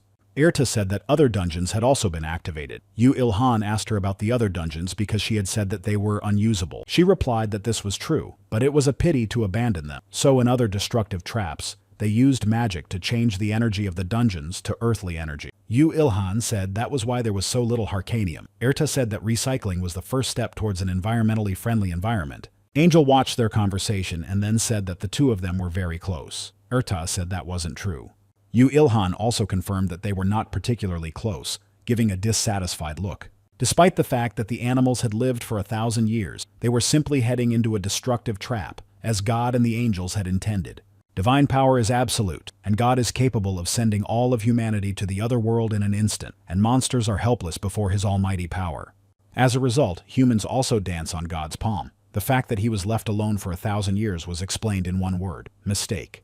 If Liddy had not been there, he would have gone mad long ago, but now she is not here. He wants to become stronger, so that no one and nothing can control him. He wants to become stronger for his own freedom.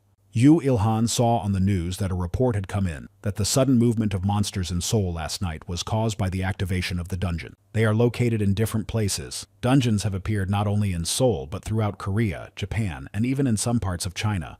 Reporter Odegi gave the details. Yu Ilhan wondered when his mother and father would return. He couldn't even imagine how the two of them could fight. Since they have a lot of experience living in a community, they will most likely survive in another world somehow. Arta said that the dungeons seem to be functioning as they should and that it's a good job. Yu Ilhan asked if she hadn't said that this wasn't all, that he needed to make 27 more. Why did the angels leave when he could start working right now?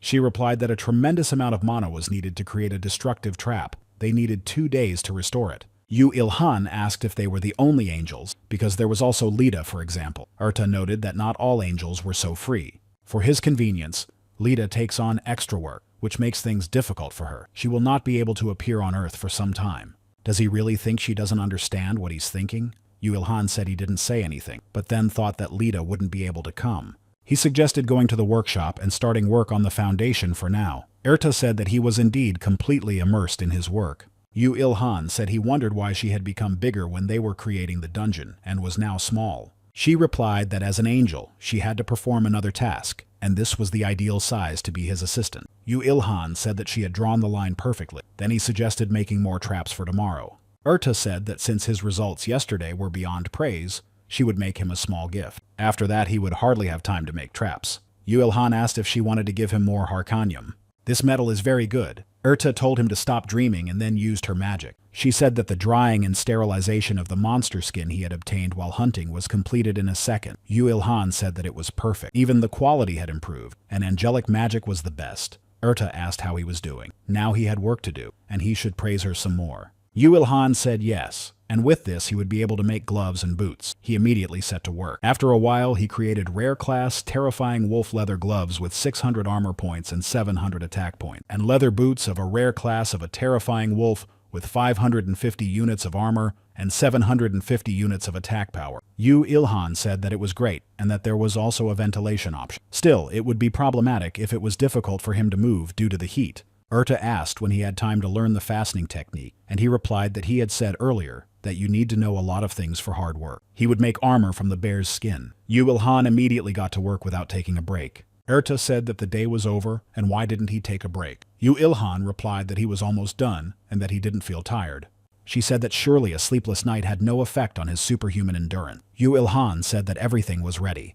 He managed to make unique class strong bear leather armor with 2,100 armor points. Its durability was 850 units. It was welded leather armor made from the skin of a large brown bear of the second rank. It was made by a master who had reached the highest level. It is the best in its class and can withstand even the bite of a high-ranking monster. Urta asked if it was finished, and he replied that there was still some work left to do. He still needed to reinforce it. As a result, he managed to create a stealthy, sharp, heavy, critical bear leather armor. Its durability increased to 900 units. The armor was created by a master and went through a special process and will help during combat. His crafting mana rose to level 8. Yu Ilhan said that this armor has hidden functions. Urta replied that she thinks she understands what it is made of based on its name. It has hidden sharp spikes that appear for counterattack when damage is received. Yu Ilhan said that this is true and that it behaves like a hedgehog. A hedgehog can scare away even a tiger. Urta said that the gloves he made last time had a hidden blade. It was made in the style of a mantis's claw, but why does he hide blades in his armor? Yu Ilhan said that she was asking about it. Urta thought it was just a random question, but the atmosphere changed abruptly. She asked if he had a special reason for doing so.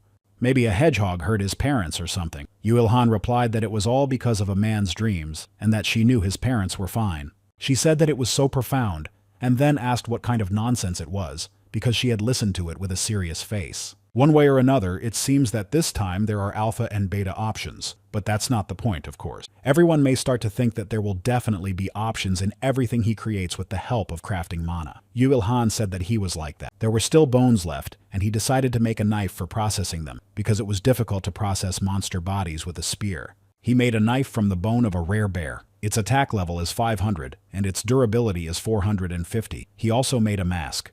This mask is in the form of a rare class terrifying wolf skull. The armor is 600 units and the durability is 660. The mask made from wolf bone has a large amount of mana and high armor. Urta asked if he had made another mask. Yu Ilhan replied that he had, because he still had a couple of extra materials left. He put it on and asked if he looked cool enough in it. He looked in the mirror and said he looked good covering his face.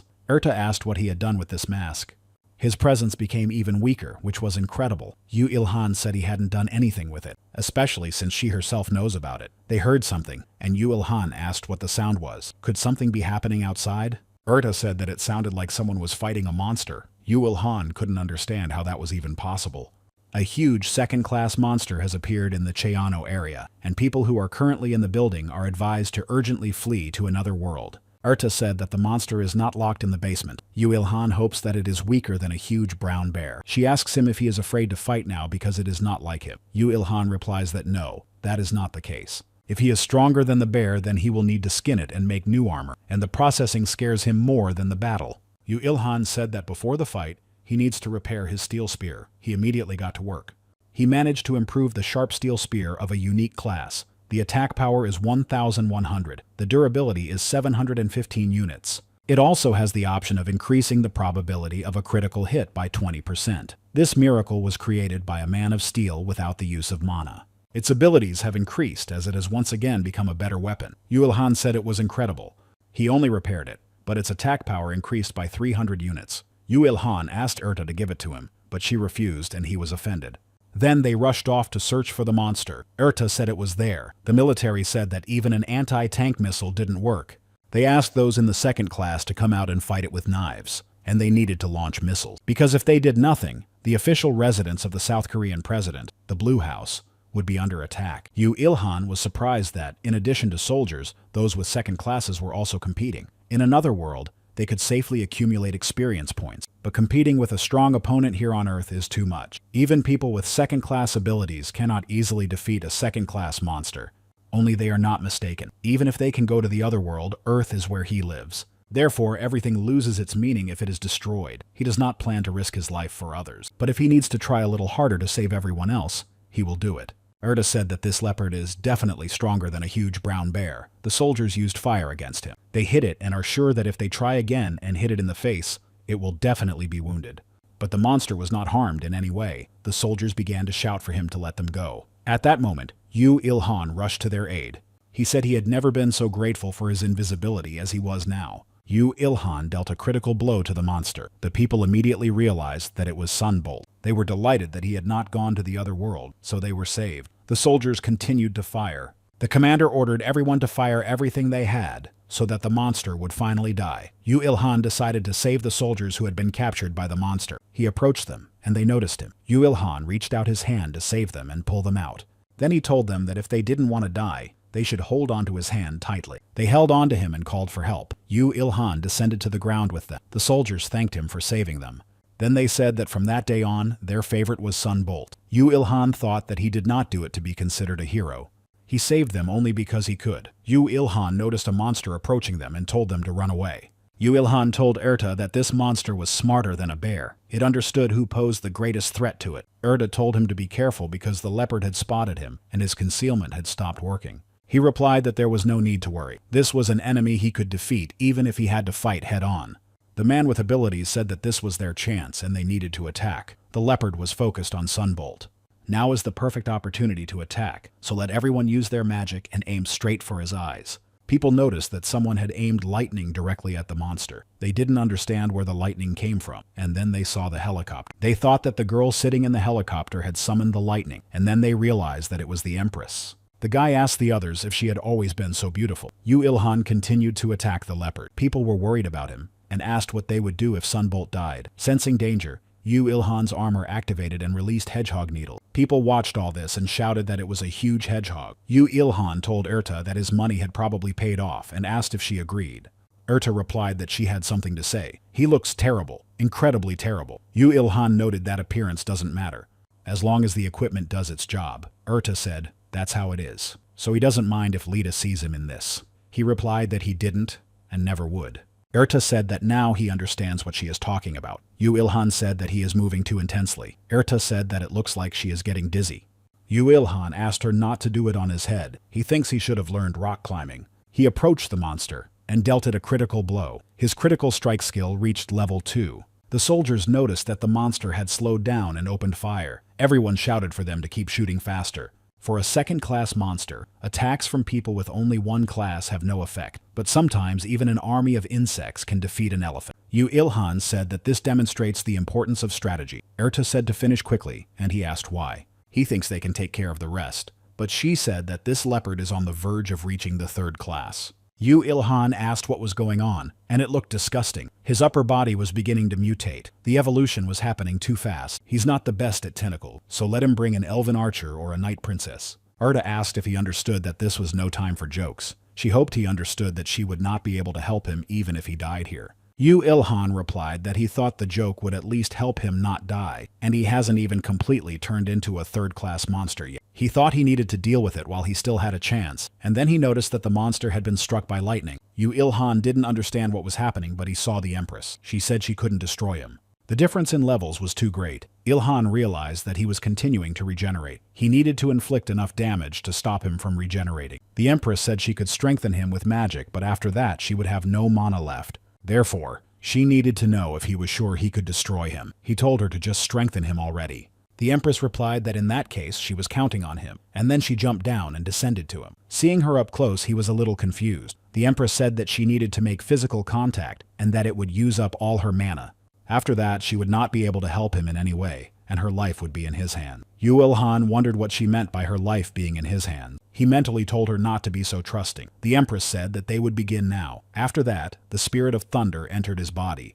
The attack power, movement speed, and critical hit probability increased by 50%, but only for 30 seconds. Thunder would be instilled during each attack. After the enhancement ended, the effectiveness of all abilities would be reduced by half for 3 minutes. Erta said that this was great for a human. He was able to master such a large amount of mana that he could attack and have enhancements while only possessing the first class. Yu Ilhan said that this was good because it was time to act and struck the monster. The Empress said that if they did not destroy it, the military would launch missiles.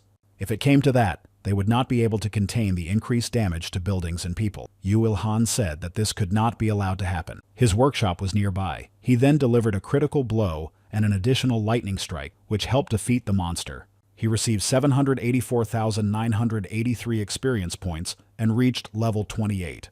His strength, agility, health, and mana increased by 5 points. He received a record of an enormous leopard of the 87th level. Erta praised him. It was great that he managed to deal with the monster before it reached the 3rd class. The Empress asked if the leopard was definitely dead. Yu Ilhan said yes and asked if she had gained experience, and she replied that she was not on the same team as him. He thought about the team and the fact that such a system existed here. He always went alone, so he had no idea about it. But he was not at all to blame for not knowing about it. Erta said that such loners do not join team, and that he should forget about it because he does not need it. He mentally told her to shut up. The enhancement time was over, and the effectiveness of all abilities was reduced by half for 3 minutes. The monster began to fall, and Erta saved him. Yu Ilhan thanked her because he almost fell on him. Erta noted that he barely won. It would have been a great disappointment if he had died because he was crushed by the monster's body. People shouted that he had done it. They had won, and the Empress's help had been incredible. Erta said that he was being praised, so he should be happy. Then she asked what the matter was, since the enemy was finished and he had won. Yu Ilhan said he had just noticed that his skin was torn. He would not be able to make new leather armor from it. Erta asked if it was really that important, and was upset that she could not hit him at least once. Yu Ilhan replied that it was very important to him. The monster had died, so the reward had been halved. Therefore, the people discussed how they would divide the trophy. They decided that first they needed to cut it into pieces. The soldier decided to try, but Yu Ilhan asked him to wait. He noted that processing the body was his specialty. Then he asked how best to divide it. People discussed how beautiful the Empress was and who even knew that the Empress was so pretty. The Empress replied that he would get 60%, she would get 20%, and everyone else would get 20%. Yu Ilhan asked if everyone was satisfied with this, and then jumped on the monster to begin processing it. He found a stone and said that he knew there would be one here. Erta said that he should expect high quality from this stone. Since this monster had almost evolved to the 3rd class, it was a 2nd class magic stone. Yu Ilhan showed the stone and asked what they thought about it. The Empress said that it could be considered worth 60%.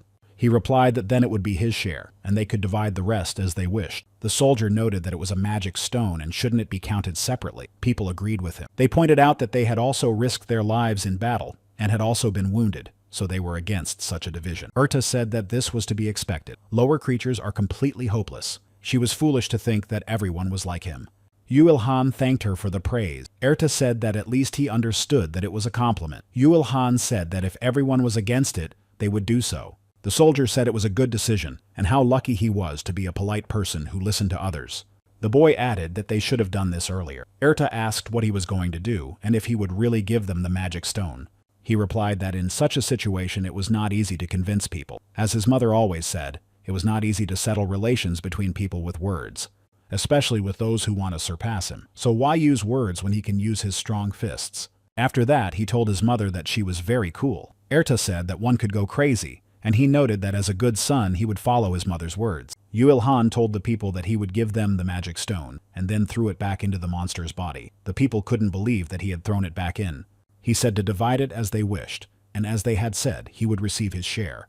And if he didn't get his 60%, no one would leave there safe and sound. The people didn't like that. They asked why he didn't take it himself and how they could accurately calculate 60%. Why did they even complain to Sunbolt? Even if they all joined forces, they wouldn't be able to do anything to him. So they said he was just taking the magic stone. The military man told him to do whatever he wanted. The Empress said that if he gave her her share during processing, she would give him 40% of it. She would give him more skin than bones.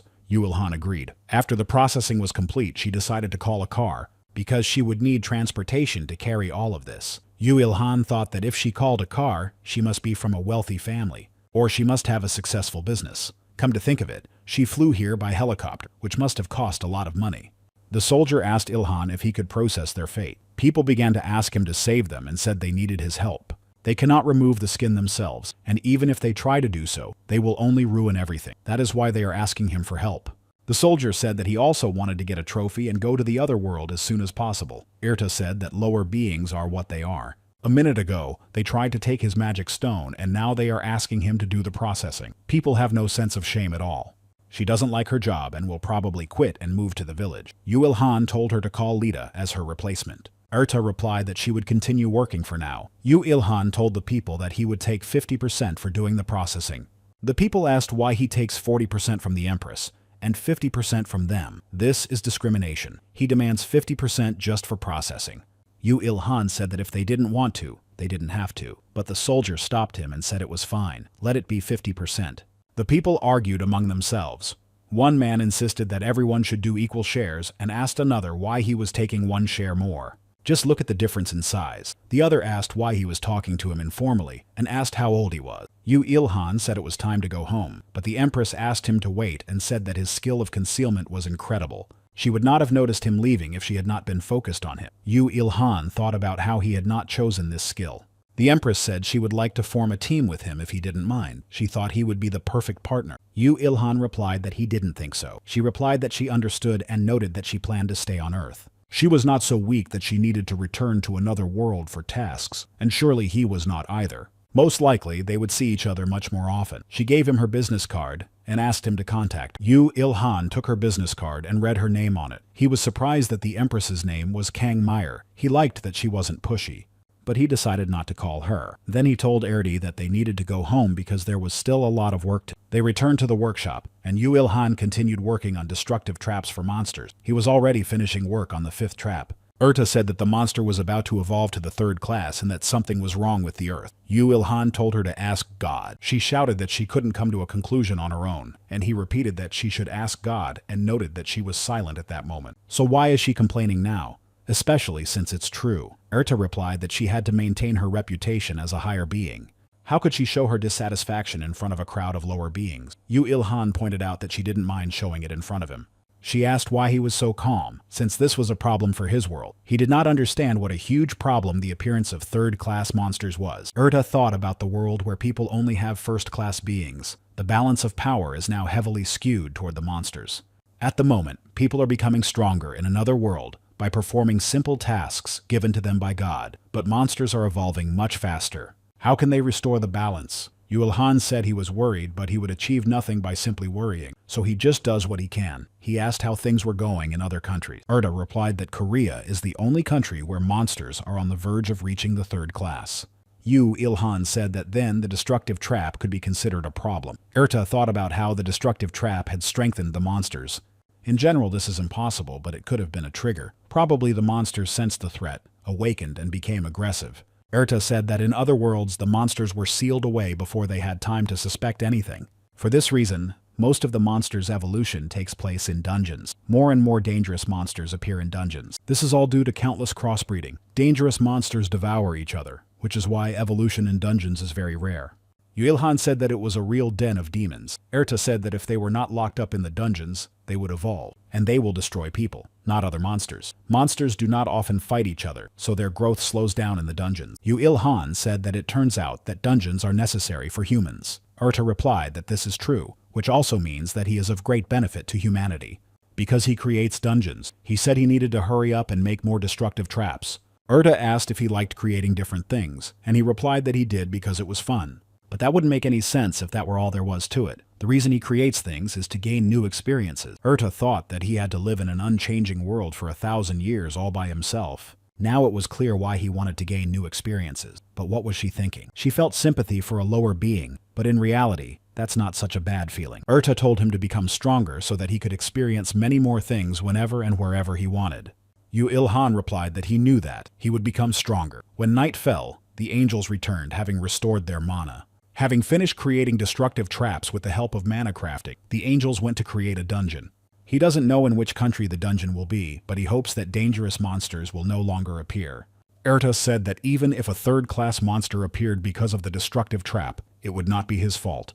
He is currently on an important mission. Yu Ilhan replied that he understood and thanked her for her concern. Then he said that he was a little tired. Therefore, he wants to go home and get a good night's sleep. He returned home and took a shower while Erta watched the news. Yu Ilhan asked if she thought he had gained a little weight. Erta asked if he had only just realized this.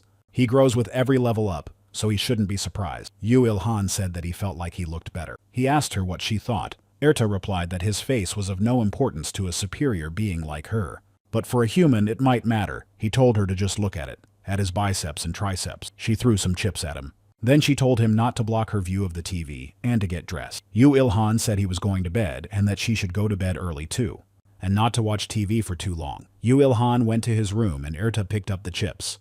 Then she said that such a body and face were nothing among higher beings. Yu Ilhan's greatest significance was not on the outside, but on the inside. But if she said that, it would sound like she was praising his inner qualities. She seemed to hear Lita say that her Ilhan was incredible, and she was glad that she agreed with that. Erta told her to be quiet. Yu Ilhan fell fast asleep and began to talk in his sleep about how he missed Lita. In the morning, he woke up to a strange notification.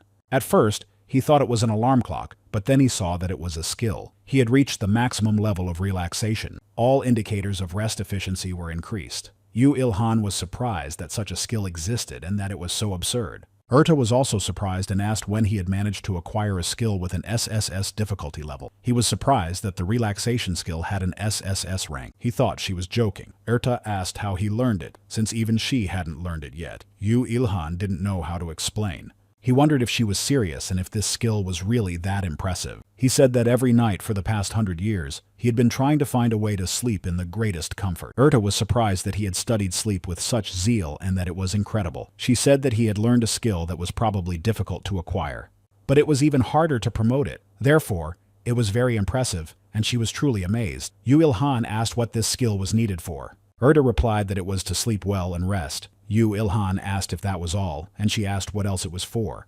He said that wasn't the point. If that were the only advantage, she wouldn't be so shocked. Erta realized that she had been exposed. Yu Ilhan told her to confess and tell him the whole truth. She replied that she wasn't trying to hide it. They stopped joking and it was time to tell him about skill evolution. This achievement is similar to gaining skills. The same rules apply as when moving on to the next grade. Skills offer new paths based on the user's experience. It's something like the path of the Akashic records. Yu Ilhan raised his hand and addressed Ida's teacher. She asked what was wrong and called him a student. He asked her to explain everything to him as if he were 5 years old. Erta said that this is how he becomes stronger through skill evolution. Yu Ilhan said that was good. It was much easier to understand that way. Erta told him about the skills he had and the conditions necessary for their evolution.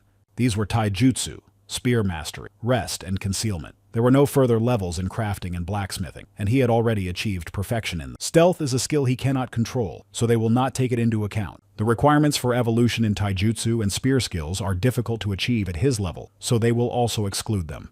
That is why she did not tell him anything about the evolution of skills. Yu Ilhan said that then surely the skill of rest is completely different. She replied that he could check for himself. Yu Ilhan decided to review his notification screen and familiarize himself with the requirements. To evolve the skill, he needed to collect 500 units of a second-class monster's sleeping heart. He also needed to collect 500 liters of troll blood, get a good night's sleep for 100 hours, and find one third-class monster magic stone. Yu Ilhan asked what it was and how he was supposed to do all that. Erta replied that it was nothing compared to the other one. Yu Ilhan asked where it would be easy to do. She told him to check the requirements for evolving his spear skill. To evolve, he needed to destroy 500 monsters. The monsters must be third class and destroyed with a single strike. He also had to destroy 500 third-class monsters with a single cut. He must collect 200 magic stones from third-class monsters and 1 stone from a fourth-class monster. Erta asked if he could see it. If the requirements for evolving his spear-wielding skill are like climbing Mount Everest, then the requirements for his relaxation skill are like climbing Mount Pektu. Yu Ilhan said that didn't mean climbing Mount Pektu was easy. Erta said he could easily handle it. He replied that she constantly overestimates him, and he can't even use mana, and he's only at level 28. Erta thought that his level was indeed rising too slowly, and wondered if it was because of his title. The wall against mana is absolute. The difference between those who can use mana and those who cannot is very large. The reason he is strong now is because of his martial arts skills. He has honed them to perfection over 1,000 years. If even one of his martial arts or characteristics is missing, other people will surpass him. But what if he learns to use mana? Then he will become the one who can rule over all the creatures in the Akashic record. That day will undoubtedly come. But what kind of revolution will he bring about when he becomes stronger? It's better not to think about it anymore. It is dangerous to continue thinking this way. Yu Ilhan asked where he should look for and destroy trolls and whether they even exist on Earth. On the table, he found a note from his mother asking him not to skip breakfast and telling him that he would find other food in the refrigerator. Urta said that after the mana is activated, monsters that did not live here before will begin to appear. The mana will grow stronger. Creatures that did not exist on Earth would live here. Ilhan asked if she was used to being a teacher, and she said that she was incredibly good at explaining things at his level. The news reported on a second-class monster attack that happened a few days ago. As a result, many buildings were destroyed. Yu Ilhan said that he had fought there 2 days ago. Erta asked if that was the place where he had left the body of a huge leopard. On the news, they saw that the body had disappeared. Yu Ilhan said it was incredible that they had removed it in just 2 days. Erta pointed out that it was not what he thought. The news reported that, as everyone could see, the place where the monster's body had been lying was completely clean. It had disappeared along with the people who were sharing the spoils of the hunt. Some people said that a dungeon had opened up and swallowed them. Yu Ilhan said that it couldn't have been a dungeon, and that there was most likely a second monster there. Erta said that the giant leopard was definitely dead. He confirmed this because they took its mana stone. The hunt is over at this point in 99 9/10 of the cases. But what about the remaining 0.01%? Erta said that maybe the monster was pregnant. What if the monster had a baby that was about to be born? Yu Ilhan said that everything was clear, and it turned out that it was pregnant. For just a moment, he thought he saw a black leopard on the screen. He thinks this monster is a master of concealment. This would not have happened if he had finished the processing. Erta said it was not his fault. It was the result of those people's greed. He said that many people had died, and among them were those who supported him or helped and trusted him. Erta did not expect this. She did not think it would affect him so much. Erta thought that she still did not understand him well. Yu Ilhan said that now he understood why the monster did nothing until the moment of his death. He did so to protect his child. Erta said that was true. She felt guilty for not considering this possibility, especially since this kitten's special skill was stealth. Yu Ilhan said that he had left half of the body uncut, and that the leopard was probably hiding there. Erta said that she couldn't see it because of its stealth skill. People argued over who would take the body, so it wasn't completely dismantled. People probably spent a lot of time arguing over the prey, and while they were arguing, the baby was born. What a wonderful coincidence. Yu Ilhan said he hoped it wasn't true, but if it was, then a third-class monster had appeared in the world. Erta said that considering how good his stealth skill was, he was definitely a third-class monster. Then she asked if he was sure he could handle it. He replied that it would be difficult to do it alone, but it was probably worth trying if he prepared well. Besides, if his opponent was a stealth user, he couldn't afford to lose. Erta said that was to be expected from the master of stealth, Yu Ilhan. He asked her not to call him a master. He asked if the monster had any other skills as good as stealth. Erta replied that she didn't think so. It is impossible to have excellent skills in all areas. If the stealth skill is good, then defense and strength should not be as developed. If you compensate for this with stealth, then it is worth fighting him. Yu Ilhan said that was fine, and that he would create the equipment right away. He must destroy it as soon as possible because it will cause a lot of damage on its own. He should also ask for help. Yu Ilhan found the business card he was given. Erta asked if he was going to call from this phone. He could just make a public statement that Sunbolt is Yu Ilhan. He said that was true. He would be exposed if he used his phone. So he decided to call Kang Meyer, who is called the Empress, from a payphone. Erta said it was a good decision because she would be able to help him. Kang Mir noticed the strange phone number. She realized that the call was coming from a payphone. Kang Mirai picked up the phone and asked who she was talking to. Yu Ilhan greeted her and said that they hadn't talked in a long time, 2 days to be exact. He also said that it was Sun Bolt. She was happy to hear from him and said that it was unexpected that he would call her so soon. These words made him feel a little awkward. Kang Mir said that he must feel a little awkward because of his nickname. He replied that he did and asked if she had seen the news. He was sure it wasn't a dungeon but a monster, a powerful monster with the ability to hide. She said she could guess what had happened. It was very dangerous. Kang Mir quickly understood everything and decided to inform the army and the government about the situation, just in case. Erta said that she probably had a lot of connections. Yu Ilhan replied that he should probably prepare himself as well. He immediately went to the workshop, prepared the base, and said he would get to work right away. Erta asked what he was going to do. His steel spear should be suitable as a weapon. He told her to just watch, and she noticed that she asked what he was going to create. Yu Ilhan replied that he was making pillars. Erta asked what they were for, or if he wanted to make something like a necklace for a giant. He replied that he did not and told her to go back to kindergarten and study again. Erta said that everything was clear in terms of form. It was a spear, but Yu Ilhan replied that it wasn't. Then she said it was a harpoon, and Yu Ilhan replied that it was correct. It is very different from a spear. It must be thrown at the prey to pull it toward you. In general, harpoons are used for hunting whales. With its help, it is easy to catch someone, but it is difficult to pull them out. A regular rope won't do the job, so if he makes a rope out of the skin of a huge leopard, it will be strong enough. Erta said that he was really good at this, and asked if he was sure he hadn't started using mana, otherwise it would be impossible to do it so quickly. Yu Ilhan asked why he would create weapons if he knew how to use mana. He would go straight to the monster right now.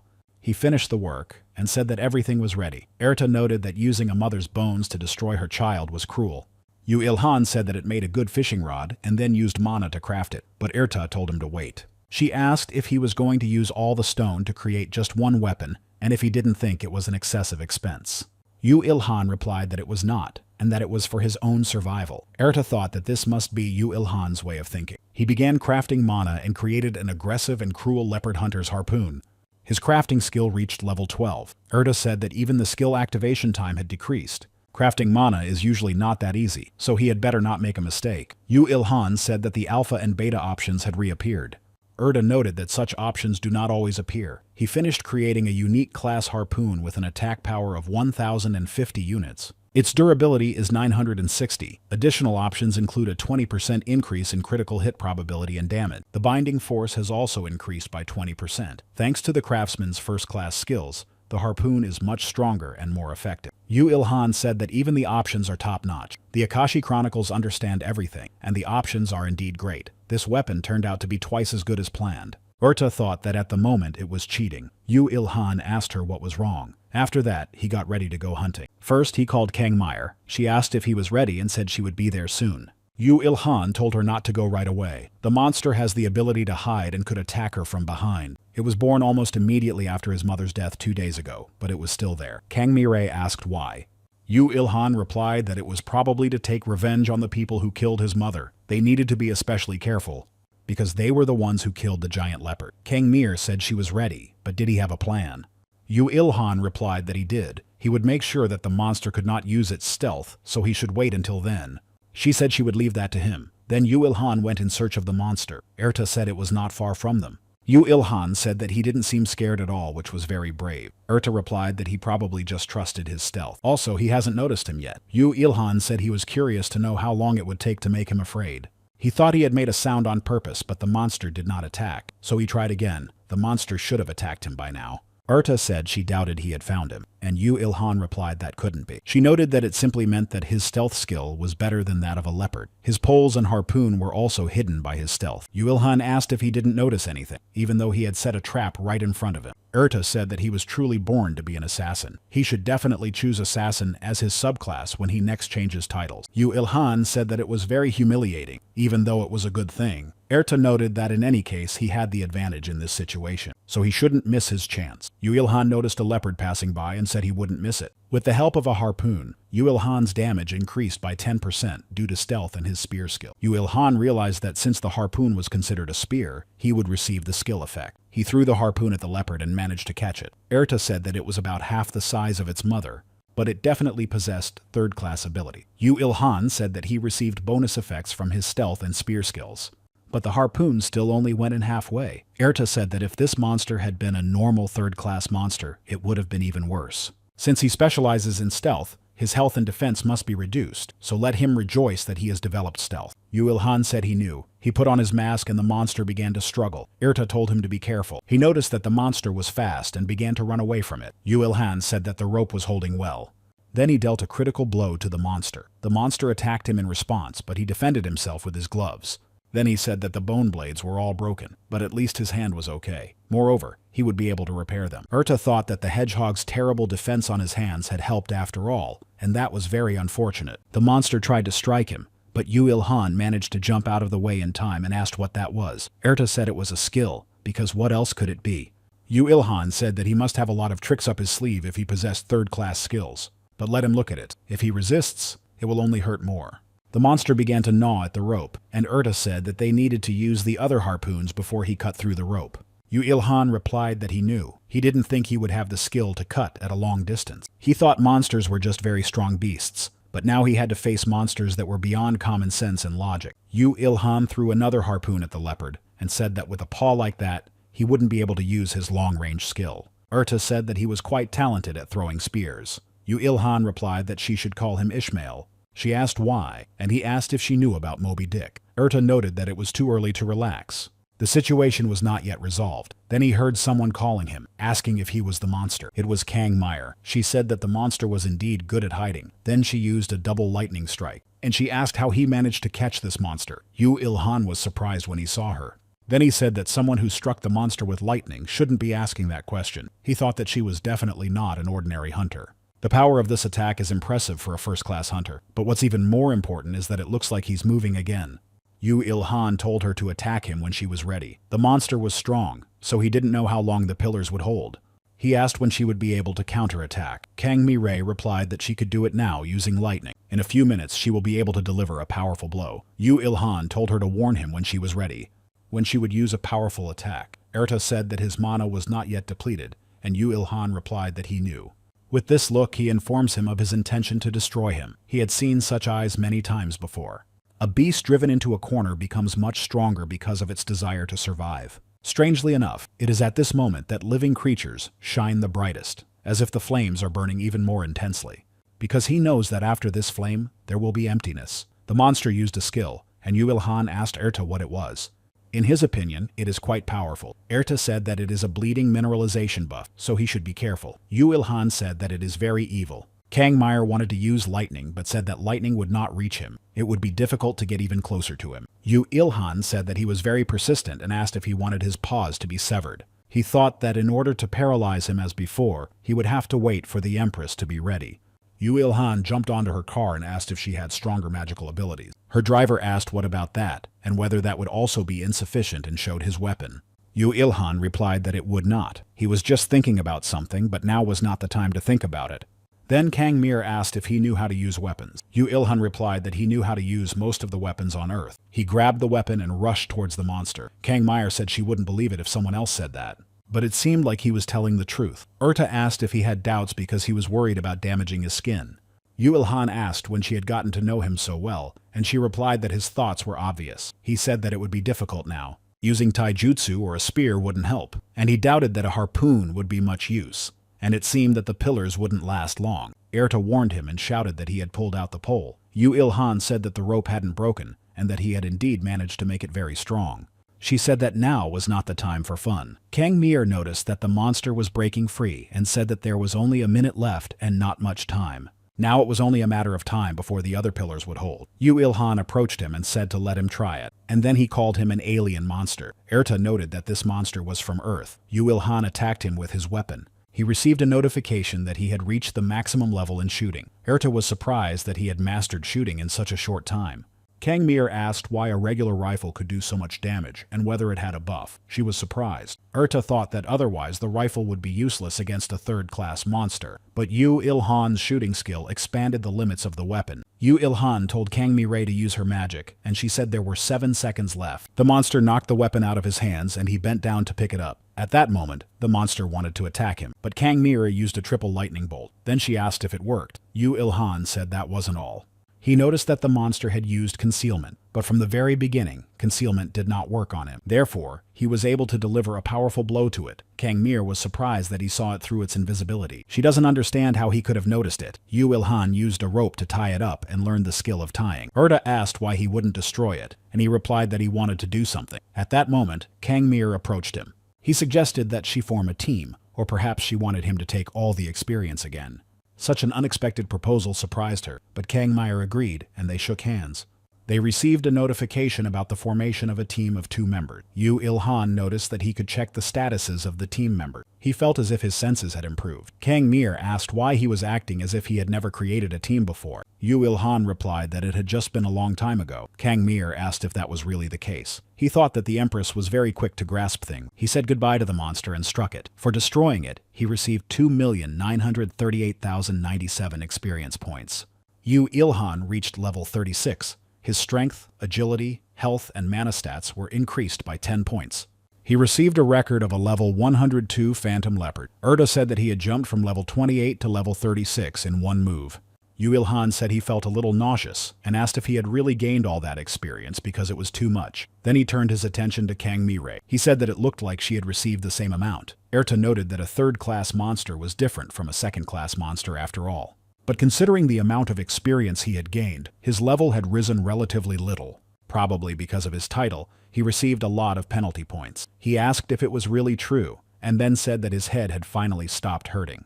Then he apologized to the skin for not being able to protect it, and said that if he had been stronger, he would not have let it get hurt.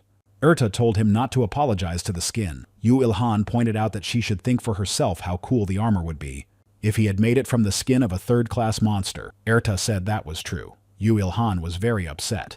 Then he said he would take at least what was left intact. While processing it, he found a mana stone in the monster's head. Erta said he was just lucky, and was surprised that both the mother and the child had mana stone. Mana stones are formed when, at the moment of a monster's death, the mana that was supposed to leave its body condenses. For this reason, it cannot be obtained from every monster he destroys. She heard that the probability of its appearance is about 17%.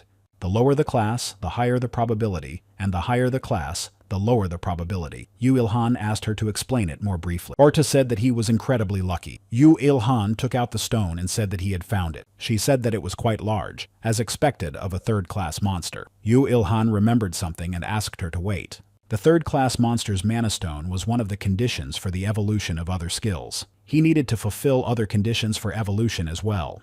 But if the mana stone was in the monster, then surely he should share it with her. Kang Mi-rae said she had gained about 1.5 million experience points and asked how many he had gained. Yu Il-han replied that it was around 3 million. She said that it seemed like the contribution was 2 to 1. She thought she had gotten too much, but Yu Il-han disagreed. Because if it weren't for her, he wouldn't have been able to destroy it even at the cost of his life, so she helped a lot. Kang Mi-rae said she was glad to hear that. Then she asked if he would tell her his name, or if she should continue to call him Sunbolt. Yu Il-han told her his name and asked her to stop calling him by that nickname. She said he could keep the mana stone for himself. She would just take half of the body if he processed it himself. The mana stones make up about 6 parts of the deposit, so that should even things out. Yu Il-han asked if she was sure she didn't mind. It turns out that all this work is only for half of the body. Kang Mi-rae asked him what he thought was the most important job on Earth right now. Yu Il-han thought about it and didn't know how to answer her. She asked if it was perhaps a magician or a warrior, but in fact, no. The most important person is a master craftsman. There is no point in destroying a bunch of monsters, especially if you don't know how to properly disassemble them to get rewards. His processing skills are unmatched and incredibly valuable. Kang Mi-rae called a car to pick up the loot, and Yu Il-han took care of the processing. Erta said she had many connections. He should stay on good terms with her because it's hard to find someone with her skills, pride, and background. Yu Il-han said that it was very difficult to get close to someone if she didn't know. Erta asked if she had reminded him of his latest injury again. He asked how she could know what it meant to be lonely. After a while, he said he was done with the processing. Kang Mi-rae asked the people who came to help to load everything into the trucks. She also decided to thank Yu Il-han. So she said that thanks to him, they were able to get rid of the monster before it did even more damage. Yu Il-han thanked her for her help. Kang Mi-rae asked him to forget that they had formed a team. This made him nervous. He thought he had done something wrong or done something she didn't like. He began to worry about it a lot. Kang Mi-rae noticed that he was nervous, so she said it was because she was not worthy of being his partner. After all, he was very strong. There was a huge gap between them, but sooner or later she would catch up with him. Yu Il-han was glad that this was the case and that he hadn't done anything wrong. Kang Mi-rae said that when she catches up with him, she will ask him to be her partner. Yu Il-han said he would think about it when the time came. She said that he was thinking logically as always and thanked him for everything. They shook hands, and after that, their team broke up. Yu Il-han felt like he had regained his freedom, and at the same time lost his teammate. It was a refreshing feeling, but also a little sad.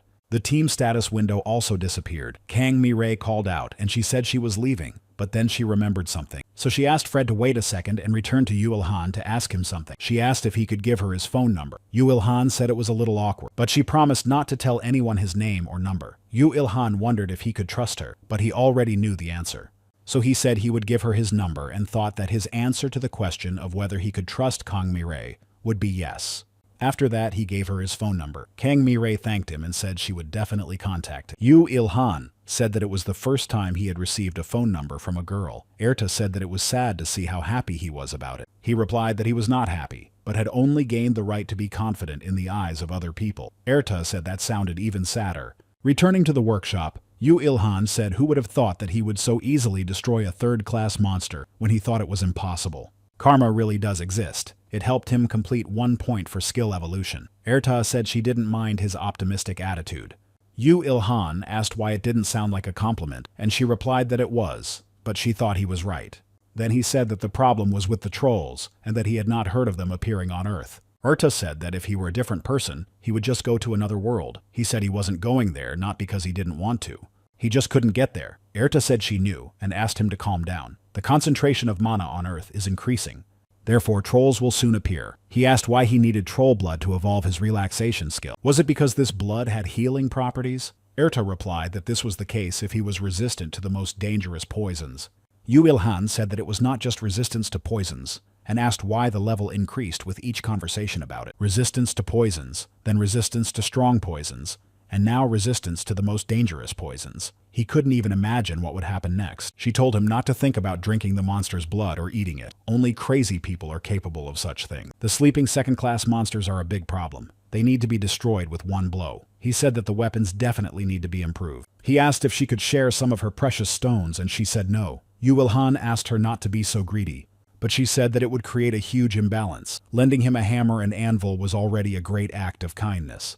So now he should make good weapons before she asked for them back. He said he would do what he could and decided to modify the harpoon a little, so that he could use it after the changes. Erta said that it was made from leopard bone, so it was definitely strong. He asked what to do with the muscles, and also with the tendons. But then he let it slip from his hands and the eternal fire engulfed it. He said he wanted to create a strong antidote, and then drink it. Erta noted that they would rot before he could create the antidote. Yu Il-han noticed the effects of the eternal flame, and realized that the tendons were changing, and asked why she hadn't taught him this. Erta replied that she was not good at such things, and that she did not know about it either. He told the eternal flame that this was enough. Yu Il-han compared the tendons and said it was incredible. This elasticity was simply amazing, and now he would call it the giant's rubber band. Erta asked what he was going to do with it, and he replied that although it stretched well, it was also quite strong. It is resistant to fire because it was heated by the eternal flame, and it is also resistant to impact in water. Therefore, he will make a deflector out of it. This weapon is similar in principle to a firearm, but it shoots stakes instead of bullets.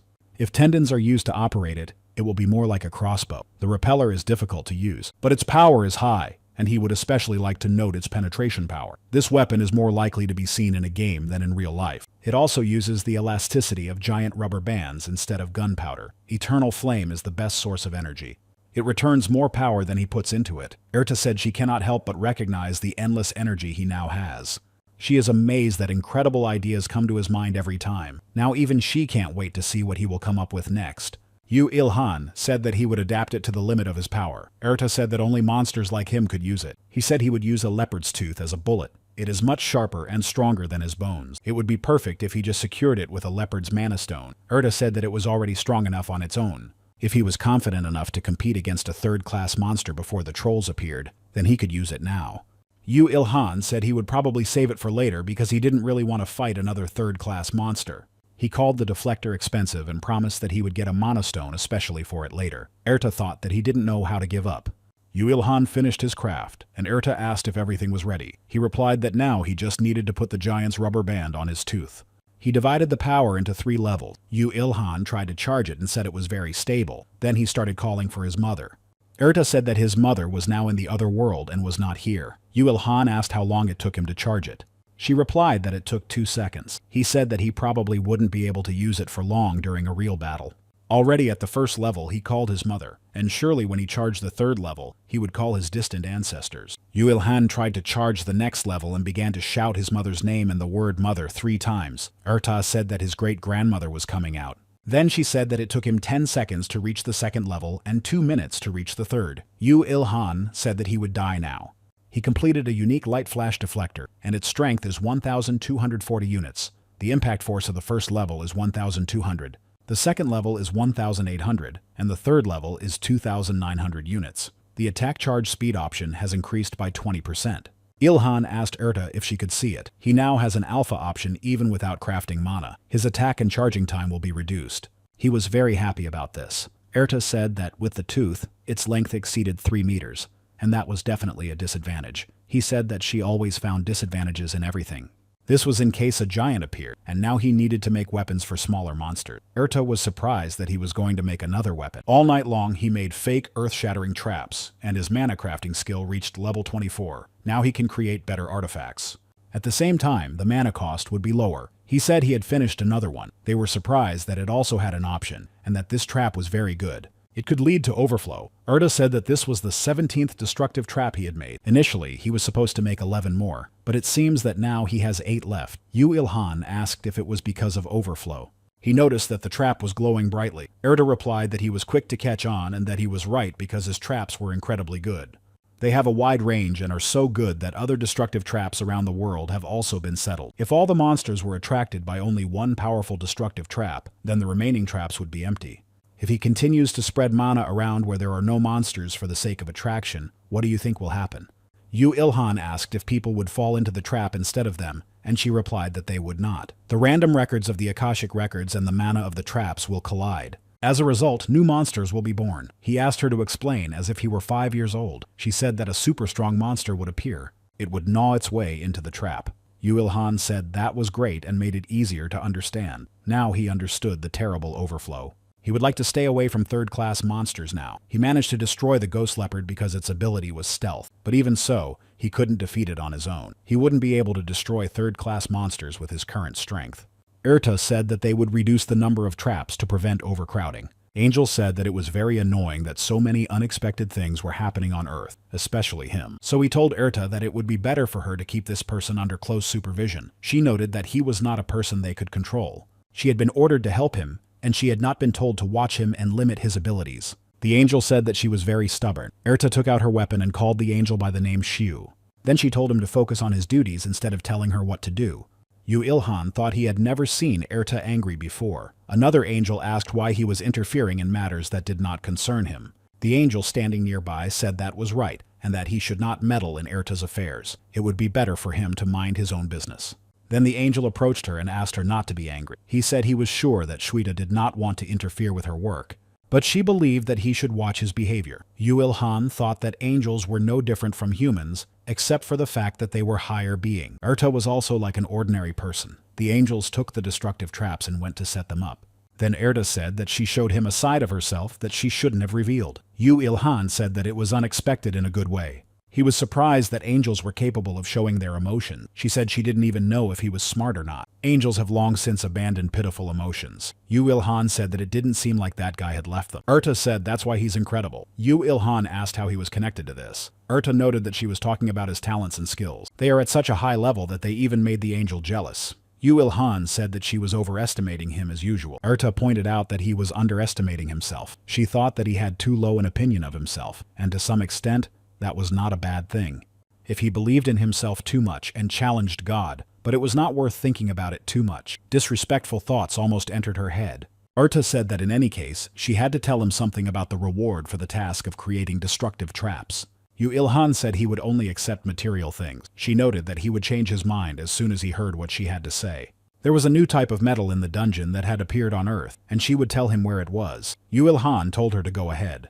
Ilhan went in search of the dungeon and noticed that there was no one on the street. Erta asked if it reminded him of the days when he was all alone. He replied that it did a little, but now everything was completely different. It wasn't that he didn't know when everyone would return. There are people like the Empress who fight monsters, so he is no longer alone.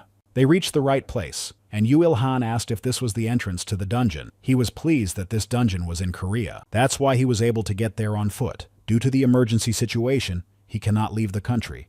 No one can cross the border by boat or plane, so he wondered if he could build a plane himself.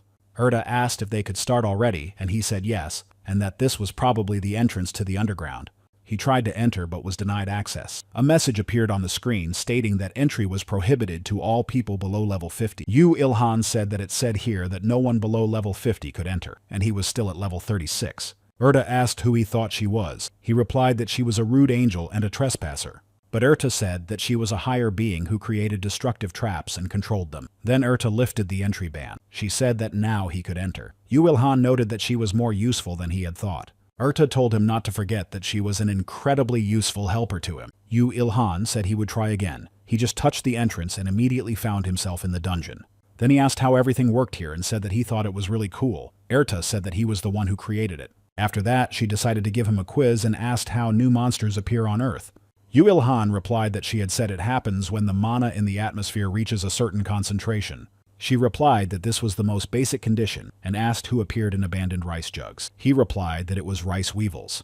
Asked who appears in rooms that are not cleaned and where food scraps are scattered everywhere. He replied that it was cockroaches. She said that monsters are like rice weevils and cockroaches. They appear in an environment that is ideal for them. Yu Ilhan wondered why she chose these examples, but he understood better and asked why she brought it up. Erta replied that from that day on, he would have to destroy the monsters in this dungeon and obtain their hearts for the metal that appeared on Earth. Yu Ilhan wondered why she had only told him about it now. He asked if the monsters' hearts were metal and why she was only mentioning it now. After all, he had been eagerly awaiting their extraction. Erta pointed out that she had said he would be able to find the metal, not obtain it. He said that it turned out to be about hunting and not about mining, and why he had prepared all this equipment. Erta said that he had brought so much with him. It was like a whole factory. He replied that it was a bag with a spell. It was a spell to increase space, and he couldn't not use it when he had the opportunity. It's actually a very useful thing. Erta said it was a reward for the task, but it has a capacity limit. In addition, the spell does not reduce the weight of the items in the bag, so he was not overly enthusiastic. Yu Ilhan replied that he could easily carry several dozen tons. Erta asked if he had completely lost his mind. He said that besides that, they look exactly like mining points, and she says they're all monsters. Erta replied that she did and asked why he was disappointed. Yu Ilhan said that it was as if he had stumbled upon a spoiler. He was supposed to run up to it and try to get the metal with the words, "Oh metal," and then get ambushed. That's probably what she wanted. But he wants to try something new. Against a metal monster, it should work better than a spear. He showed her the heavy battle destroyer. It was both a hammer and an axe. Erta said it was a good idea and its power was guaranteed, because it was made from the bones of a phantom leopard. In addition, it had an alpha option, even though he didn't use craft mana. Erta thought that whatever he did, he would easily get a rare class or higher, which was to be expected from Yu Ilhan. He is incredibly talented. He said that even if he had a really good option, he wouldn't use it to get new metal. And it's not that he had no one to give it to. It's a great loss to invest his worthless feelings in it. Erta wondered why they were worthless. After all, he was investing everything he had in it. He destroyed the metal monster, gaining 137,928 experience points. Yu Ilhan received a record of a level 51 metal heart. His critical strike reached level 4. Having reached the maximum level of this weapon's technique, he could evolve the skill if he had the necessary ingredients. Yu Ilhan was surprised that he destroyed the monster with one blow. Erta said he was great. This shining stone is a metal heart.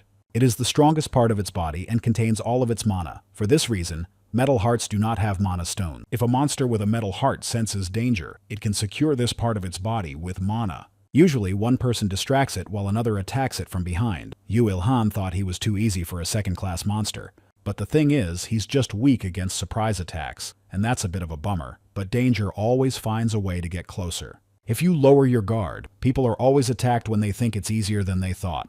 That's how characters in novels always die. Erta noticed that he was quite well read. Yu Ilhan thought that in reality there were no ambushes or plot twists. By destroying the monster, he reached level 38. His strength stats increased by 2 points. His agility, health, and mana increased by 1 point. Yu Ilhan asked if the dungeon had to be so boring. Erta replied that he was just unusual. The situation was changing. He had to walk for 10 to 20 minutes to find even one monster. They all died with one blow, even if the situation was not critical. Yu Ilhan said that there were no adventures or exciting sensations. Nothing at all, just work. Erta asked how he managed to reach the highest level in blunt weapon technique after mastering hand-to-hand combat. Yu Ilhan asked if she knew the saying, "All rivers flow into the sea." When you study all the arts and reach the peak, they merge into one. Erta asked if he wanted to be hit. They went further and found a large metal heart of the 74th level. He said it was bigger than the ones he had seen. Erta said it was a large metal heart. It was about 20 levels higher than its relatives. Yu Ilhan asked who named it that because it wasn't very creative. Finally, he would be able to try it out. He said he would choose a rebounder charged to the 3rd level. Erta thought he had prepared weapons for every situation. He destroyed it and received 548,701 experience points and a record of the large metal heart of the 74th level. Yu Ilhan said that it was great, but he wouldn't be able to use it. It was only suitable for one use. How could he reuse the bullets? Maybe he should make buckshot. Erta said he could think about it later. For now, let him take the monster's heart. Yu Ilhan took the heart of the great metal heart and said that it was quite large. It was stronger than ordinary metal hearts. Erta said that the king of metal hearts was the final form of metal hearts. It has the highest strength in the world, but it won't be here because it's a fourth-class monster. Yu Ilhan told her not to jinx it like she usually does. Erta replied that it was just a coincidence. Unlike monsters that have undergone atypical evolution, metal hearts appeared on Earth quite recently. They were very lucky to see a large metal heart here. It won't happen again. She thought it wouldn't happen again. But they found another large metal heart. Yu Ilhan said that here was another one. Erta thought that it was all because of this incomprehensible Earth. Here, her predictions never come true. Yu Ilhan said that he would put the deflector aside for now and use this fierce hammer of 1,000 bombs. He immediately struck the monster, shouting joyfully. Erta said that he was probably the only person in the world who fought so joyfully. Yu Ilhan and Erta spent a few more days in the dungeon. For the last monster, he received 507,992 experience points. He reached level 40. His agility increased by 2 points. His health and mana increased by 1 point. Yu Ilhan asked if that was all. Erta replied that it was. The dungeon was completely cleared. He could return later when he needed something again. He said he hoped that next time he would meet the King of Metal Hearts and asked Erta if something was wrong. Erta replied that no, she was just surprised that an old destructive trap had been used to create this dungeon. There was no problem with that. Yu Ilhan said he understood and thought that, judging by her tone, she was betting that something big was about to happen. Yu Ilhan had learned from experience that whenever Erta started talking about something in a normal tone, something bad always happened. At the same time, the installation of destructive traps on Earth was completely finished. Hundreds of thousands of dungeons set up all over the Earth were activated one after another. As soon as the monsters were locked in the dungeons, people began to restore their security and stability. The news reported that Korea, Japan, China, and other Asian countries were finding peace again. On the other hand, there were reports of a decrease in tasks from the other world. Erta said that higher beings are reducing the rewards for tasks, so that people will return to Earth. The dungeons have also been activated. People need to return to get rid of the monsters on Earth. Yu Ilhan said that was why it was noisy. It turns out his parents must also return. Erta said she thinks so. Then she asked him to show her what he had done. She asked if any of it had options. He replied that it probably did, but he couldn't check properly because he was very sleepy. He was a little tired from creating all this without sleep after coming from the dungeon. Erta said he should lie down and sleep. Yu Ilhan said that if the destructive traps were finished, they would come to take the tools, so he wanted to finish the work before that.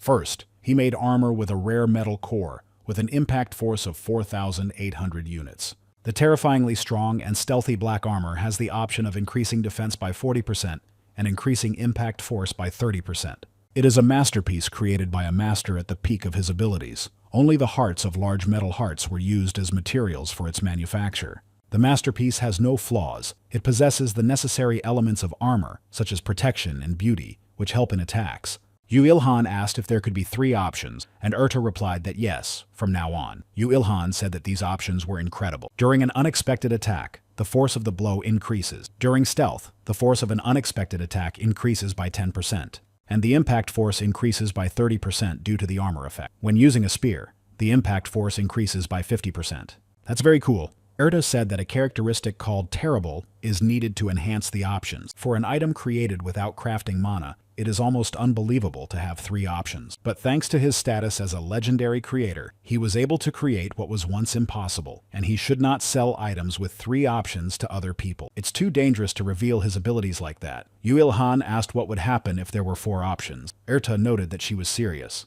Yu Ilhan apologized. Erta said that in any case, she declares that from now on, items with 3 options will be called gamma options. He said he was expecting an incredible name from her, but it turned out to be boring. Erta asked him to be quiet. Yu Ilhan said that he had made a weapon out of the other one. Erta asked if he was going to stop using the steel spear, and he replied that the spear was already old. The weapons and armor he no longer uses will go into the eternal flame. He threw the items away, and the level of the eternal flame rose. Erta said that the eternal flame is capable of developing, and it seems that its level is rising very quickly. Yu Ilhan asked what it was for. He noticed that it looked happy. Erta replied that it was for everything. Yu Ilhan said that he could no longer stay up late. so he would go get some sleep. Yu Il-han returned home from his workshop, and even after waking up said that he really wanted to sleep. He left the room and saw his parents. His mother asked if he was awake and told him to go wash up and sit down at the table. Yu Il-han was happy that his parents had returned. He was also happy that he would be able to eat his mother's cooking again. His mother told him to eat more slowly. She asked if he hadn't eaten at all, since she had left food in the refrigerator. He said that the food she had just prepared was the best. But he thought to himself that he had survived for 2 whole weeks on nothing but dried beef while in the basement. His father said it was time for him to go. He had to get to work before the monster siren sounded.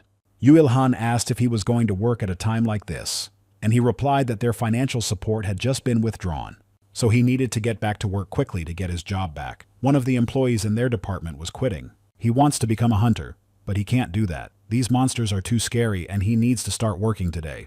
To prevent dismissal, Yu Il-han thought that he would probably have to go to work even if monsters existed. He told his father to put this on. It will protect him from monsters. His father was surprised that there was an option for protection, so he asked where he got such a valuable thing. Yu Il-han replied that he somehow managed to find it. He has the same clothes for his mother.